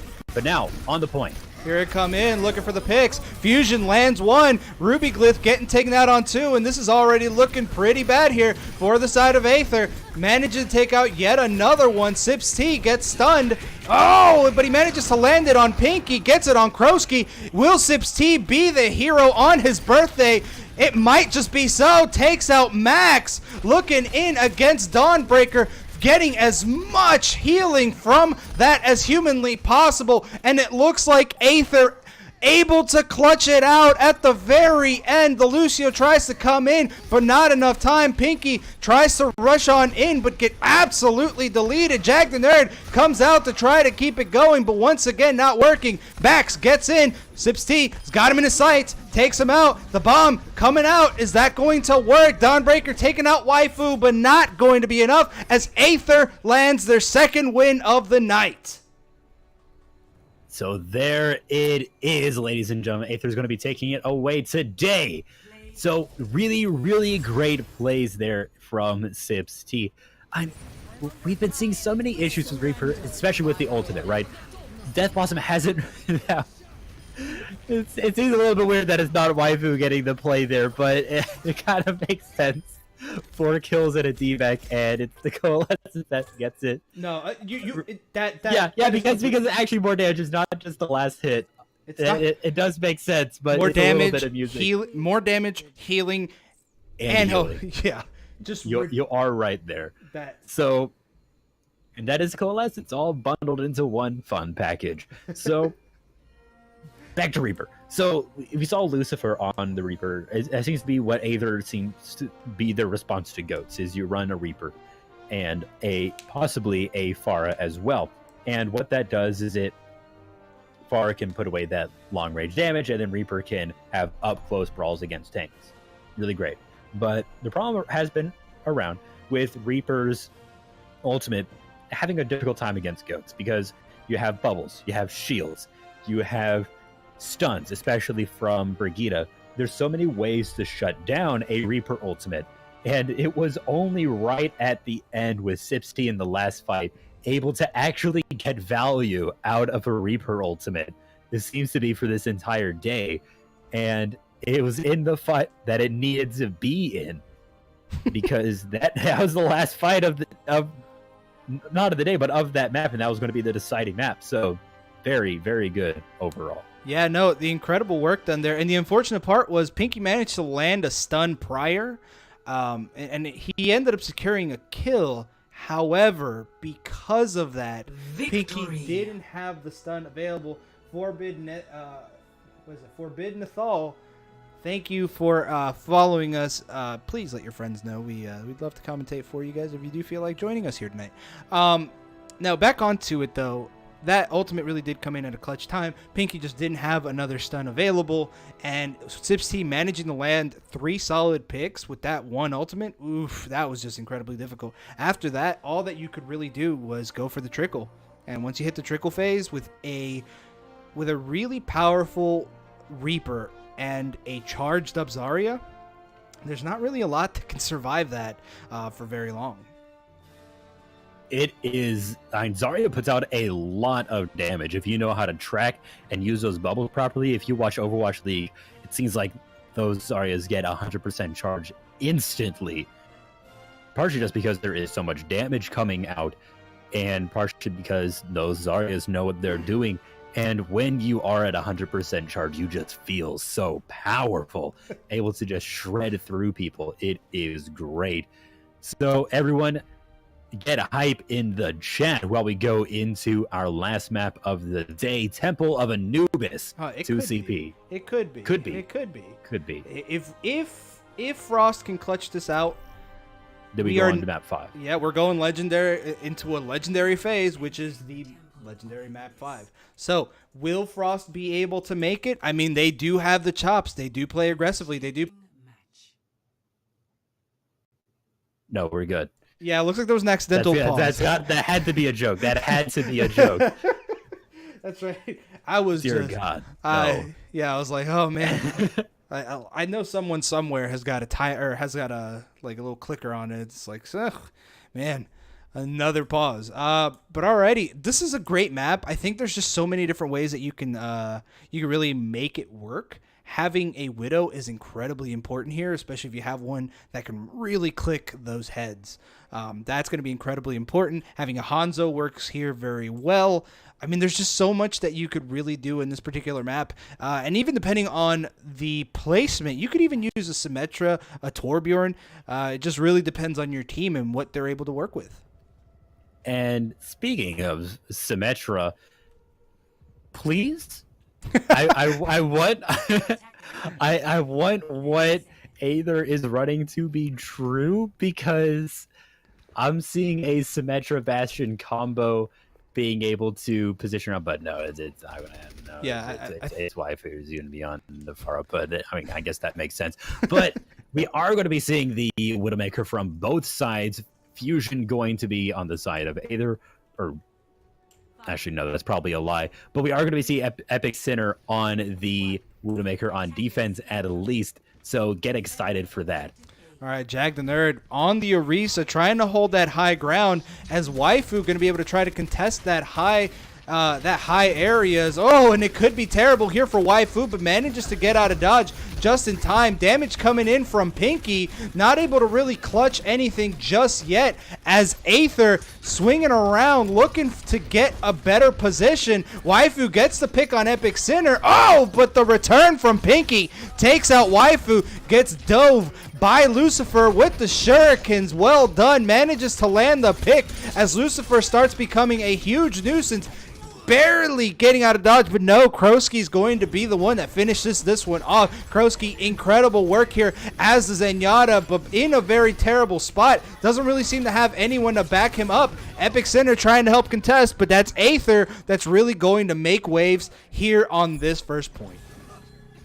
So the first thing I'd like to point out with Waifu's offense, or not Waifu's offense, with I'm Waifu's partially, but Aether as a whole's offense was how they dealt with the Widowmaker. First thing, you send Lucifer on the Genji around to the backside trying to deal with that, and then you know that the Widowmaker is going to grapple across to the other side, but that is where the entirety of Aether actually was, especially there with Waifu on the Pharah, so they could take out the Widowmaker first thing. Oh, the hammer down comes in clutch. Krosky gets taken out, and the Kamehameha comes out from Hip Hip Jorge to try to help out. Ikkyo gets melted, gets taken out, and Aether not gonna show their dominance tonight. Here comes the Riptire looking for some picks, but gets taken out by Waifu. Waifu is incredibly on fire tonight as Aether secures the second point with extreme speed and tenacity. They've got, oh man, how much time do they have? 6 minutes and 12 seconds remaining. Unreal. You know how we said this might not be the last map? Hold on now. It's looking a lot less likely. That is an incredible offense. I mean, just really, really great ultimate use there. Really great ultimate economy, knowing where the Riptire was going to be and taking that out of Waifu with really big plays there. And we're going to see what they're going to do on defense pretty soon. If they can do what they just did on offense, if they do that on defense, then it should be pretty good for them. Frost, they're going to have to think up of something if they want to take this out in the end. Looking into the chat, Hell's Virtue, which is better known as Eternal, captain for Team Monarch, saying, I get up to get water for 1 minute, and that's the match is over. Well, it's not the match, but definitely that round. The round. That push is over. Yeah. It did not take long. But that's the thing, though. I could see it from Frost. Frost has been playing really aggressive this particular, actually tonight. So if they're able to show their force, they could be able to go ahead and make this. This could be an entire slugfest. And I could see this from Frost. They do have the ability. They can make it work. But right now, Aether is also playing an equally and very impressive game here tonight. Hip Hip Jorge coming in and out of the woodwork, with Ruby really backing in with those clutch with those clutch defensive drops. I mean, Frost has been in a good spot for the last few weeks, but they might get dethroned here tonight, as it seems that Jag the Nerd looking to try to get more positioning, but it looks like Waifu up into the skies really make it work, and Pinky gets a solid pick here on Waifu. That is the aerial coverage denied here for the side of Aether. Lucifer looking for a pick and has to go ahead and wraith out just a little bit early. Waifu gonna have to scramble to try to get back in onto the point, and it looks like it could be curtains here for Fusion, but he manages to get saved. No, gets taken out by the Krosky. Krosky still coming out, looking for a pick. Waifu finds his way back in on the point, looking for Ikkyo, manages to take out Ikkyo, looks for Mac. Is he gonna get a Mac? No, doesn't manage to land it. It looks like Ruby's going to figure out the pick, and that's still going to be a defensive hold here for the side of Aether. A really great hold at that, sending in the Reaper into the backline, but knowing when to Wraith form out of there so a unlucky pick doesn't happen. Even though you were one person down with Waifu getting picked off early, they played very defensively so that they were able to get back to the fight in time and doing a great job of picking out Jag the Nerd when Jag the Nerd fell onto the point while the rest of their team was up on the high ground. So we're going to see what they're going to do this time around. Ooh, Lucifer Akuma getting slept at what could be a very dangerous time. Waifu looking for a pick, and takes himself out. Max getting the credit for the pick. But with Lucifer still waiting on the point, Jag the Nerd could not find the positioning and the safety that he required. It's going to be another defensive hold here from Aether as Krosky tries to find his way out, and Lucifer, incredible work there, manages to take out a speeding Lucio. Incredible, incredible work here. Pesky little frog there getting shut down, and that is going to be a little bit of a stagger, but it's Lucio. Can get back to the fight very quickly. That's sort of like his shtick. Here it comes in. Lucifer Akuma one more time coming into that backline. They've got to chase it, but they keep giving him the time to get out. Oh, and the hammer down comes in. Oh, Fusion gets into that backline with Hip Hip Hooray to back him up. Krosky drops the ultimate just in time to keep the team going, but Lucifer getting the picks. That's a quadruple kill, and Athena calls the team kill with 1 minute and 20 seconds remaining. Incredible work here. 3 ultimates might have been used, but it was a hell of a spectacle as Aether still shows their dominance here on this defense. And they will have more ultimates coming up soon. Waifu sitting at 80%, so it won't take long to get that back up. There's just been really, really great ult economy and ult usage from the side of Aether here, making sure that they don't get too far ahead of themselves with these ultimates. And so they have good ultimates to use every single fight. And because of that, they've been able to hold this so well. Oh, and that could be a huge pick. Oh, here comes Waifu with a triple. The ultimates used here from Aether are just incredible. A quadruple coming in from Lucifer and a triple coming in from Waifu as he finishes off the Farmercy. Waifu is feeling it tonight, Mr. Krabs, as Waifu is just helping to clean up shop. Frost is running out of time. 19 seconds remaining. The Farmercy still up into the sky, trying to create the space and throw down the damage that is required. Ikio still up into the front line, not able to use it. Epic Center looking to pop that ultimate. Max getting taken out, and Epic Center still looking for those picks. Oh, the 1-2 combos, and it looks like Frost is not out of this fight just yet. Waifu is looking to try to keep it going, try to come in for the picks, but loses the Pharah battle as Pinky manages to clean it up. They manage to keep themselves into this match, but it still could be anyone's game. 6 minutes, 12 seconds on the side of Aether. What are they going to have? They are going to have 4 minutes to try to get this to work. So if they do manage to take the point, they will still be behind as far as time bank goes, but this does give them a chance to at least push this into another round. Pinky getting picked off by Waifu there into the Pharah duel. In the chat, Forbidden Ethel saying, GG. Oh, okay. It was certainly quite the turnaround from Frost there. I thought it would be a round to end as well, but they used their ultimates very well. They used a lot of ultimates, but they did use them all in accordance with each other, and that meant that they were able to take the point, right at the end. Good sleep there from Max, scaring off Akuma for a little bit, but Waifu has got the ultimate available, pops it in, almost gets Jag the Nerd, and it manages to land as the backup comes in from Hip Hip Hooray, and they're just cleaning house.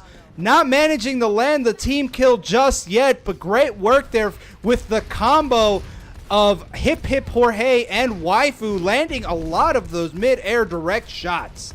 As Frost having to back off, 2 minutes and 45 seconds still on the clock. They've got to make a play and fast. So as soon as the Rocket Barrage took out Jag the Nerd, then you see Fusion run up there and use their Earth Shatter. And because the shield is down, there's no more defense against that.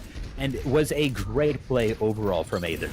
Oh, here comes Lucifer looking for a pick. That might be the big one. Pinky landing 3. Waifu managing to take him out, and it looks like this could be in Frost's favor. Krosky still alive, keeping the rest of the team alive. Ikkyo getting a pick on Waifu, and Athena calls a team kill. And we have got a brawl here tonight, folks, as they have tied up this map 2-2 with 6 minutes remaining here for Aether. Just over 2 minutes here for Frost. So now it's going to be Frost on the attack first, and they've got to make an impressive push. So one thing I did also notice before in the chat I didn't mention was Mr. Clever TV saying that Frost could really benefit from a Diva and a Zen and a Brig, and they should really just go goats. But I don't think that would work very well in this case. And we've seen Aether play against goats really, really well. And I think that the really long sidelines of Temple of Anubis wouldn't play as well to goats, because especially with Waifu on the Pharah before, it would be really difficult to deal with that. So I definitely understand why Frost didn't do that, and it did work out for them in the end. I noticed that one thing that they did use to help them out a little bit was Krosky is now playing Mercy, which means they have the Far Mercy, the extra damage on a Pharah, and the extra healing to make sure that Pharah will not die from incidental damage such as Diva or just random projectiles being thrown in her way. Really does help with keeping the Pharah alive. Obviously, we all know that Far Mercy is great. So they're going to have to look for a way to deal with the Aether will. So they're going to be putting Waifu onto the McCree, deciding to not try and have a Pharah duel when one of the Pharahs has a Mercy pocketing. Ikkyo looking to try to get a pick. The Far Mercy not really doing as much as it could be.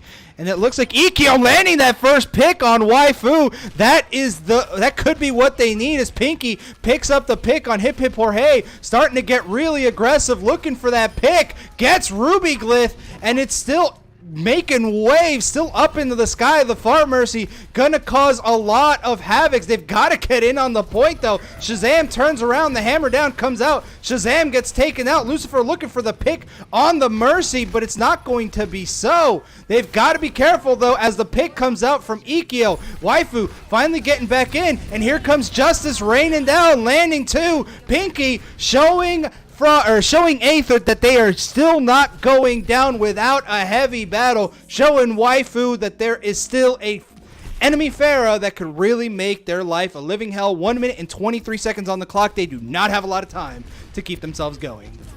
I've been keeping my camera on Ikkyo's Widowmaker here. Really, really great flicks. Just as soon as someone shows their face, they get their face blown off. And that is what, with a Widowmaker, you really just want to click on heads, and you're going to help your team out quite a bit. Just being able to instantly take someone out of the fight is very, very valuable in a game with a long TTK like that. Ikkyo taking out Waifu. Oh, Ikkyo taking out Waifu, and that's going to be the protection that they have against the Pharah. Pinky still pushing his way in, looking for Lucifer, but Lucifer managing to be really squirrely, getting in out of the way. Hip Hip Jorge to try to keep the team going, and here comes, the hammer down, the 1-2 combo, Epic Center, landing two, and Jag the Nerd with a clutch hammer down, manages to finishes this off, and this could be another one as we start moving in. The trickle's coming out as Akuma tries to keep it going. Manages to reflect it on Max. Max could be in a bad place. Waifu gets the pick, and this is not it, folks. Aether still alive to keep it going. Pinky looking to try to get the pick on Pinky. And Pinky just does not manage to hold up. It looks like Aether just barely manages to hold on, preventing the 4-2, as now it's going to be Aether's turn with 6 minutes on the clock to try to make it work. But that was a great push from Frost. It seemed like they really just swapped the script here. I mean, they were not doing well in the first round, but all of a sudden, they really seemed to shape up right at that A point take. Sometimes it's a matter of morale. Sometimes it's just a matter of strategy. Bringing in, like we said, Krosky having the Far Mercy is a difficult thing to deal with. So that may be part of the reason why they're doing so well right now. They just seems to be working together as a team. We got Jag on Reinhardt where he needs to be. Now he might be playing Orisa again. We'll see if that works out. Like I said, I think he does just perform best on a Reinhardt, but we're going to be seeing. We're going to have to wait and see what Aether does, because I've learned not to trust what the offensive team does inside of their spawn room. I really don't think this is what they're doing. They really need to stop trying to pull this on me so I can make my analysis. They just mess with your hopes and dreams, and part of me just gets this feeling that there's a combination of some of those players in there that just know that we're going to be making words for it. So well done in reading us here, and it looks like Aether is going to be ready to show off their offense, and it looks like they're going. Ooh, Translocator gets taken out in mid-air. Pinky just putting a lot of pressure up in the sky, as Aether just hasn't really done anything yet. They're still in on the point, not really doing much of anything. It looks like they're just dilly-dallying for a little bit, trying to consider where they're going. And it looks like they're waiting on Lucifer to come on out. Oh, this could be bad, though. Tries to go ahead and sneak out, and no, gets taken out by Pinky. I'm not sure what the rest of Aether was hoping to do with that, as now the 5v6 comes in. Ikkyo takes out Waifu, and this is a losing battle here for Aether as they're losing their first minute. Fusion, gets taken out by Pinky. The Far Mercy coming in clutch. It looks like the Diva gets demeched, and it's just a brawl here at the stairs. Pinky on fire, clearing out most, if not all, of the remaining Aether players. Lucifer switching over to the Pharah, trying to see if maybe he can contest switches over to the Widowmaker, trying to contest the Pharah, and Pinky's got the ultimate up into the sky, really just shooting down, trying to rain the damage in, trying not to let Frost come in, and it looks like they're all just rushing in. Waifu switching over to the Pharah, but Ikkyo coming in clutch, taking him out, and looking for another one. Fails to get the grapple, though, in a bad spot. And Hey completely neglecting who's behind him. The barrage comes out. Ikkyo doing some solid work, looking to try to take out Lucifer. It looks like the Widowmaker battle is coming in. Very intense. Lucifer having to bug out, and it looks like Frost holding in yet another powerful defense. So I'm going to go back to the very first strategy from Aether here. I understand what they were trying to do. Fusion getting taken out, that is going to throw them back a little bit with hip or hey. Back to what I was saying. So you send the Sombra in to contest the point, and that draws the defensive line to have to turn around and deal with that. And then the idea is that you're able to push through and attack a team from behind them because they've turned around to deal with the point. But because the Sombra got picked out so early, it didn't really work as well for them. Ooh, Waifu jumping in the back, getting Ikkyo, as it looks like Pinky is turned around, look to try to keep it going. The Diva up in his face, trying to take him out as the brawl starts ensuing. Ooh, hip or hey, popping out the ultimate as the drum comes out. Here comes the self-destruct. Is it going to work? Manages to land on one. Shazam still up into the front line, trying to take down Epic Sinner. Epic Sinner gets demech, and Aether finding the strength that they need to take it down. Epic Sinner getting taken down. The demech coming in, but it comes in just a little bit too late, as Aether now gets the point. They are at the home stretch. They might be able to dethrone the kings of the Platinum Division here tonight. Did you see Fusion just taking up the entire kill feed there? Doing great work positioning around the point, just doing that slow, consistent damage, and being a nuisance, creating space for the team. So Aether, they have time. They have to almost take the entire point of B. Here they come in. Pinky in the sky looking for that backline. Jag and Nerd getting the picks as the ultimate comes out from Waifu. Pinky dropping the ultimate, getting the one pick on Fusion, and that's going to be a team kill as Athena declares it, with Frost having to defend for just under 3 minutes. So they do have a little bit of time to do this, but they have to win either this next fight or the one after it. Those are the only chances they have left. So one thing they may be looking for is to get Lucifer's ultimate up. Lucifer is now playing the Reaper. Once that ultimate comes online, it's going to be a lot easier to clear that point. And also Rubiglyph's ultimate Transcendence will help too.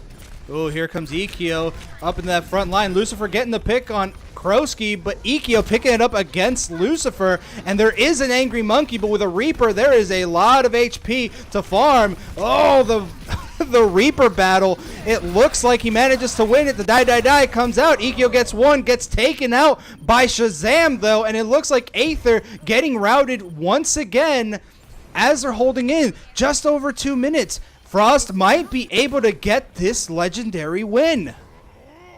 If they can defend their title here, then that will be great for them. They want to stay on the top, and they've had, they've had some pretty sketchy ties to be able to defend it. We will see. But if Aether does take this next point on this next fight, and they have a little bit of time after that as well, then they will be taking today. We won't be getting a map 5. Ooh, Ikio popping the head out a little earlier. Here comes out Diva Bomb. Oh, doesn't land on anyone, but Epic Center takes out Fusion anyway. Ikio going in with the fight, coming out on top against Lucifer. Might be overextending, but manages to Wraith back in as Frost managing to route them one more time. The time clock is ticking out, and Aether is losing their ability to try to secure this win here on this match tonight. They don't have much time left as the timer rolls over 1 minute. The teams are looking for opportunities here. Waifu does have the high noon. We have the Coalescence, and Rubiglyph has the Transcendence. Will they be able to do it? There are 4 ults, though, on the side of Frost, and a lot of very good defensive options. Ooh, Jag the Nerd popping out the ultimate, but getting absolutely melted. Here comes Pinky popping out the ultimate. The D-Mech comes out on the side of Aether, and here comes the high noon. The die comes in from Lucifer, trying to be the hero, lands it on 2. Hip Jorge using the Kamehameha wave to try to keep it going, but it's not going to be enough as he is a little bit out of position. It looks like the rest of the team's going to go ahead and back in. No, Fusion not quitting, still pushing in as the Pinky still up in the sky, looking to take him out, takes him out again, and Frost still showing up their dominance. Aether has got to hurry up and get in. Waifu in a bad spot, gets taken out, and there's nothing they can do. Shazam hops in onto the point to try to keep it going, but there's not enough defense matrix for all the damage coming in.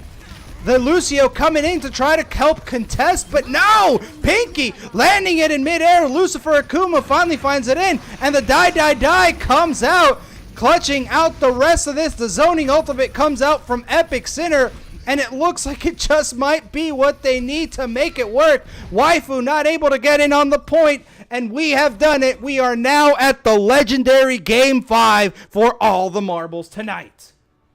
We don't get to a Game 5 very often here, and it's very hard to get here, but it does all come down to this as we come into our last map. Look at this great Coalescence being able to do so much healing and so much damage, and the triple kill, quintuple actually, that is absolute madness, doing great work there. Again, another Moira Coalescence play of the game. We've had a couple of those today.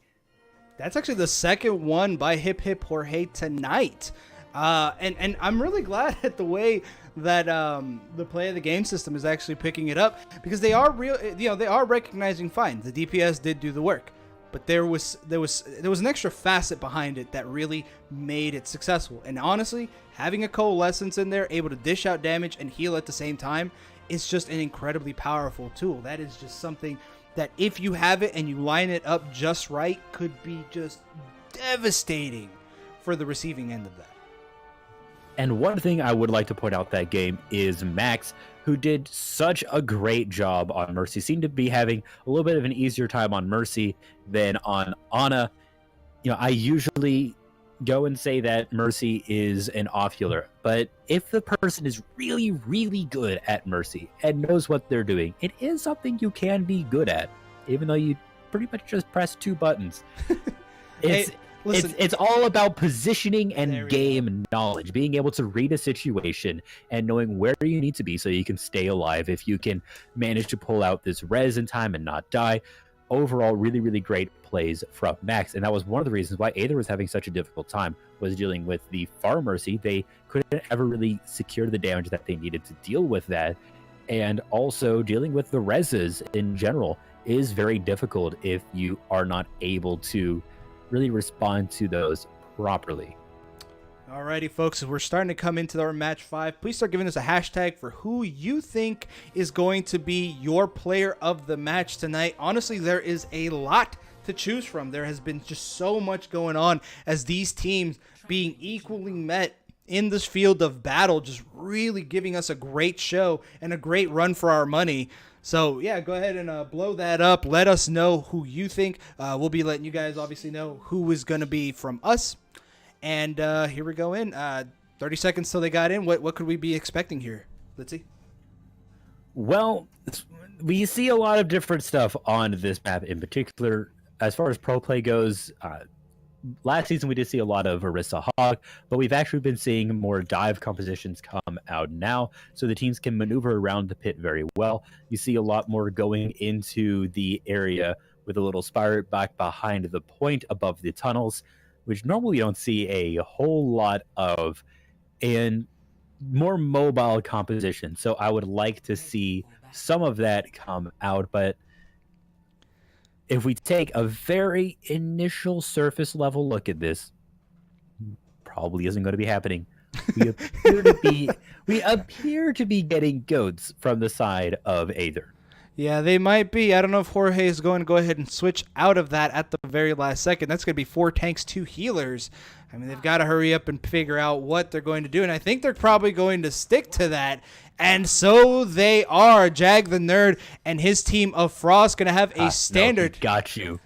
He got me good. Bamboozled. Absolutely bamboozled. Welcome to the club. We can't use that. Wrong game. Now Fusion getting inside, looking to try to secure a little bit of space. But Krosky getting the pick on Hip Hip Jorge, and that is a huge pick at the very start of this fight. Pinky shooting away at that small enclosed space, looking to try to whittle down Fusion. Oh, and that's going to be one against Fusion. Jag the Nerd picking up the pick on who formerly known as Dad. Waifu getting in a bad spot, getting cornered as it looks like Frost dominates this whole first point. If it wasn't Diva, it would have been a double boop.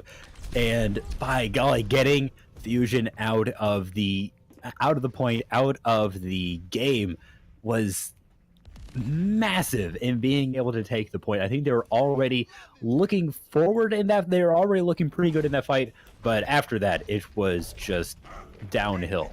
All right, Fusion trying to consider which way he's going to start in, and they're going around completely, and they're trying to figure out where to go. Pinky still just starts raining in. Got the ultimate. Could be able to make a big play as Waifu kind of gets cornered.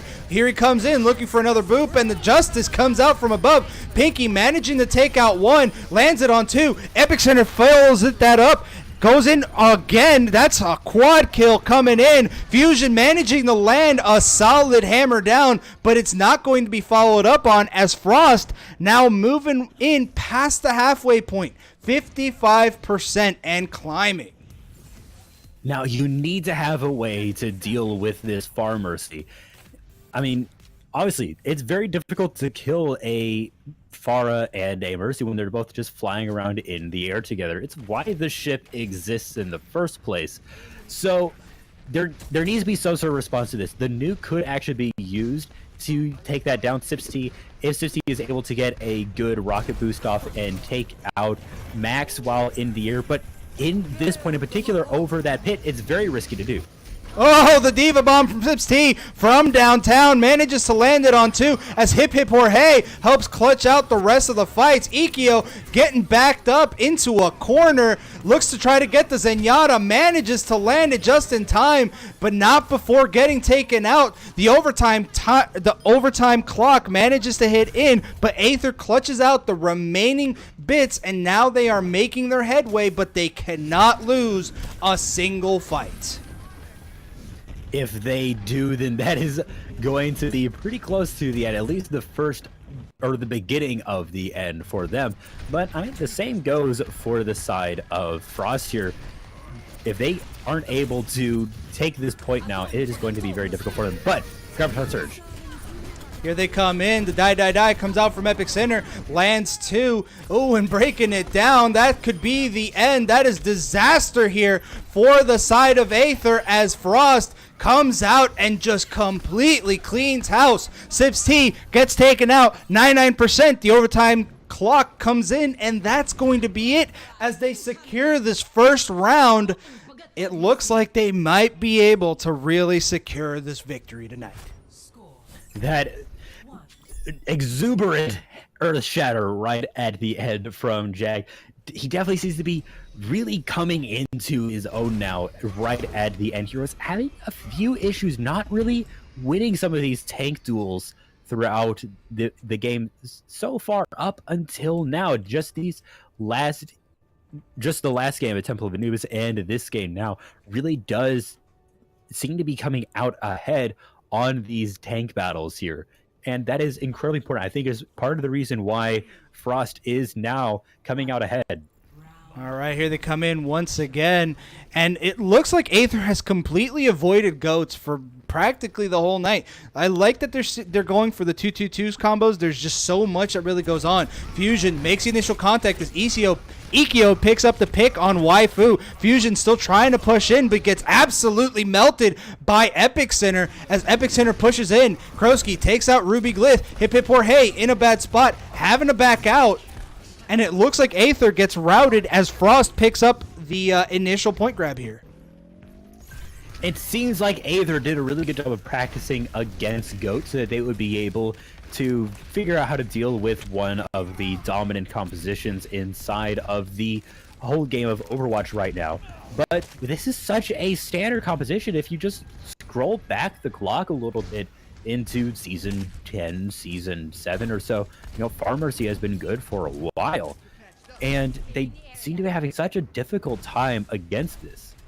Here they come in. Fusion trying to get the low grounds, trying to come up, but just so much damage coming in. About to lose the barrier. Waifu lands the kill on Epic Center, looking to try to pick up another kill here on Pinky. Pinky might be able to win this duel as the Farm Mercy clutches it out, helps keep him alive. Hip Hey looking for the pick, lands it on Pinky. Max in a bad spot is Discord orbed and gets taken out. Aether still not going out without a fight as they stop it just before the 50% mark. I'm not entirely sure, but I definitely do think that 626 has a little bit of bias here towards Jag a little bit. Of course, that's his girlfriend, buddy. She's rude. So he does definitely seem to be doing a lot better now, while Frost is looking to push up again to try and take the point. They do have a little bit of advantage here, and if they do take this point and take it to the end, then they will get the day. Well done here from Waifu. Oh, they've got nowhere to hide. Get taken out. Waifu does get taken out in the process, but that is a huge amount of damage that they have lost. Epic Center looking to try to follow up with a pick. Oh, and comes the 1-2 combo, but Dad coming out to try to save the rest of the team, but there's not a rest of the team to save. Gets taken out by Jag the Nerd as they just hit the 50% mark. Frost able to actually managing to get this back, pushing forward past their opposition. They have just got to keep this momentum going. They do seem to be doing a great job of it. Now they have the high ground, they have the composition, they have that Farm Mercy. Waifu is now playing McCree to help deal with that a little bit, and ultimates are online. See if it plays out. Oh, the hammer down comes in. Big one by Fusion as Pinky manages to get one on Ruby. Epic Center picks up another one on Hip Hey. The Diva trying to put a little bit of pressure on Pinky, but Pinky not being phased manages to take out Fusion. And it looks like Shazam is not able to pick it out. Here comes the ultimate, looking to try to back everyone up. And no, that was a bit misplaced as Shazam gets demeched just as quickly as they get the mech back. That's a huge stagger coming in towards the end of this map. Hip Hip Jorge tries to keep it up with the ultimate. Epic Center in the back line lands 2. Ikio picks up 1, and so does Jag the Nerd, and Frost maintain their crown as the current kings of the Platinum Division tonight. That was, I mean, it seemed like Aether had everything right in that fight. A great stun on the Jag the Nerd opened up an amazing Earth Shatter, but there just wasn't quite enough follow-up to take it to the end. You have to make sure you not only create opportunities, but take a hold of them. And it was just all butterflies and roses from there for Frost being able to hold the point and take the day in quite a bit of a comeback. Incredible work here. I was incredibly impressed, and I'm going to say incredibly a lot because, honestly, I was very impressed with what was going on tonight. Just the DPS battles were great. Seeing the battles between Lucifer, Lucifer and Ikio. The tank battles were just coming in. The fire battles were incredibly clutch. Waifu really able to put the pressure on Frost for at least 2 to 3 matches. The unfortunate part was that they just could not win it at the very end there. At the end of the day, though, you could definitely see the improvement that these teams have made. I am really happy to see where Frost has come, but I'm also really happy to see where Aether has come from, primarily in having gold level players now that they have moved up to platinum. Maybe 1 or 2 of them might have hit diamond, but you could definitely see where their skill has now come to. So I'm really, really happy to see it. Those of you in chat, please give us a hashtag for who is your player of the match. Let's see. Start us off, man. Who is yours? So let's start with Aether. They did lose today, but they had some great games and very convincing games against the side of Frost. And I think that definitely the person who was popping off the whole time was Waifu. Just really, really great Pharah plays. Huge rocket barrages at just the right time.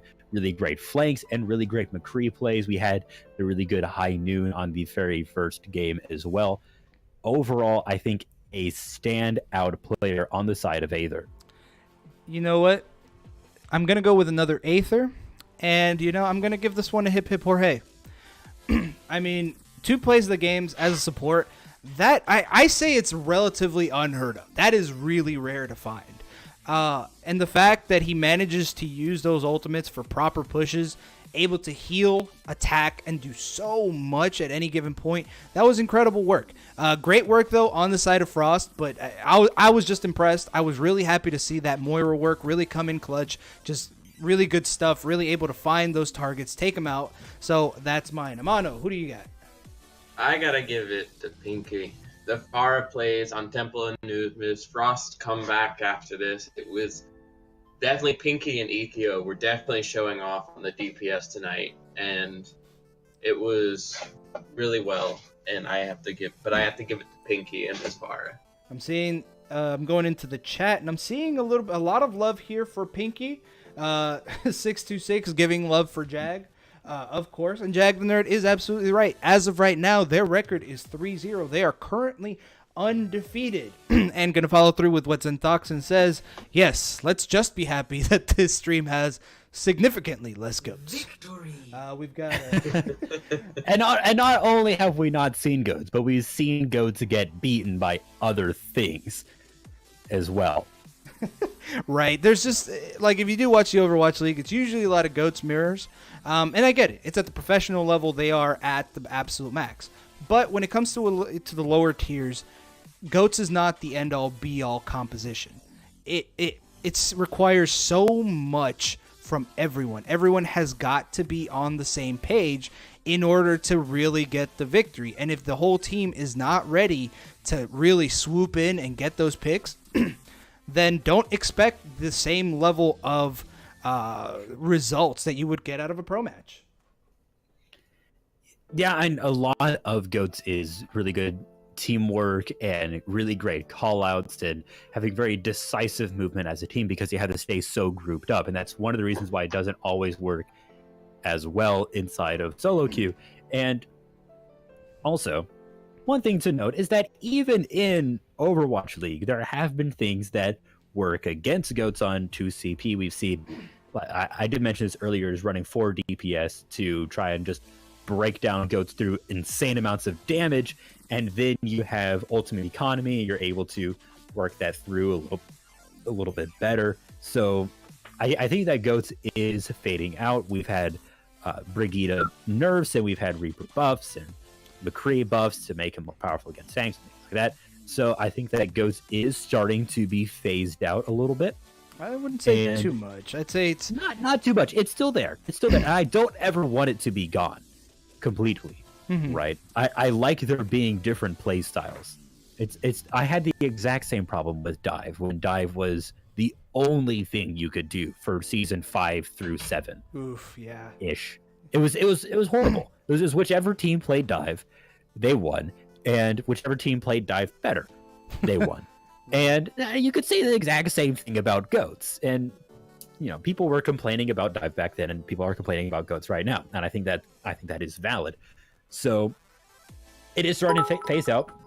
Blizzard does do stuff, but it takes them a while. And I think the reason why is because they usually do things the correct way. If you play a lot of other competitive games, I play a lot of League of Legends, oftentimes how they buff and nerf things is they just take damage and they just reduce it or increase it. And I don't think that is a very good way to balance things sometimes. Like, oh, this person's really powerful, let's just make their thing not do as much. And that isn't always a great way to do it. So like with the Hanzo, they didn't just make Scatter Arrow worthless, they replaced it with something worthwhile and actually made him a better, more well-rounded character. And they take their time and they figure out what's sort of the root cause of it. They try to buff counters rather than just nerf the things that are good. And I think that we are starting to see that a little bit finally come through. Alrighty. Well, we have hit the end of our show here tonight. Thank you for, I think we peaked out at about 25 viewers. Thank you guys for really giving us the views here. We do even though Overwatch League is happening. Right, even though Overwatch League is happening, I'm really glad that you guys have, at least opened up a separate tab just to have us going. We really do appreciate the love. Thank you for the follow, Godfather Turtle. And now we've hit the edge of our show. And I want to thank you guys. I really do, for all the support. This community has grown quite a bit, but honestly, we could grow and get significantly bigger. We want to do this for you. So if you do want to be part of this wonderful community, please check down below. Go ahead and sign up. There is a new announcement. We do have another role. If you are not coming in to specifically participate, you can come in as a community member to really just hang out with a lot of the great players, commentators, admins, just have a really good time with people. Now, if you are really in the mood to participate, be part of these scrims, and try to really work to get your SR level, please sign up as a player. Be as truthful as humanly possible so Zenthoxin can do everything possible to get you in the right team. If you are Master or Grandmaster and you would like to coach, please go ahead and fill that out as well. We are in dire need of coaches because honestly, having someone at the upper ranks will really help everyone's game and understand what really needs to happen. If you would like to be part of the stream team, please find me on Discord. It is Loutrix1807. And I'm more than happy to go ahead and do a tryout with you, or if you'd like to help do the cameras, be one of the hosts, there's just so much that can happen. So now we've come to the end of the week. I do want to throw a shout out to Rich Rad Live. If he is listening, thank you for doing the guest commentating on Monday. It was incredibly great. I loved hearing it. And honestly, I think it was just an honor to have, someone that has been able to go into contenders and do some work out there. It's just a great thing to see. So next week, we're going to be having the next set of matches. It's going to be Salt.exe versus Smile on Monday. So please join us at that time. It starts at 8:30 EST. And please let your mom, dad, grandma, sister, brother, whoever you know, to just please join us, follow us. If you can, hit that subscribe button. Because the more that comes into us, the more we can give back out to you guys in terms of giveaways, in terms of server maintenance, and so on and so forth. Litzy, do you have anything to say before we gotta go? I don't think I do. Definitely tune in Monday for the Diamond match. We will see you guys then. Alrighty, I have been Loutrex. And I've been the Litzy. See you guys next time.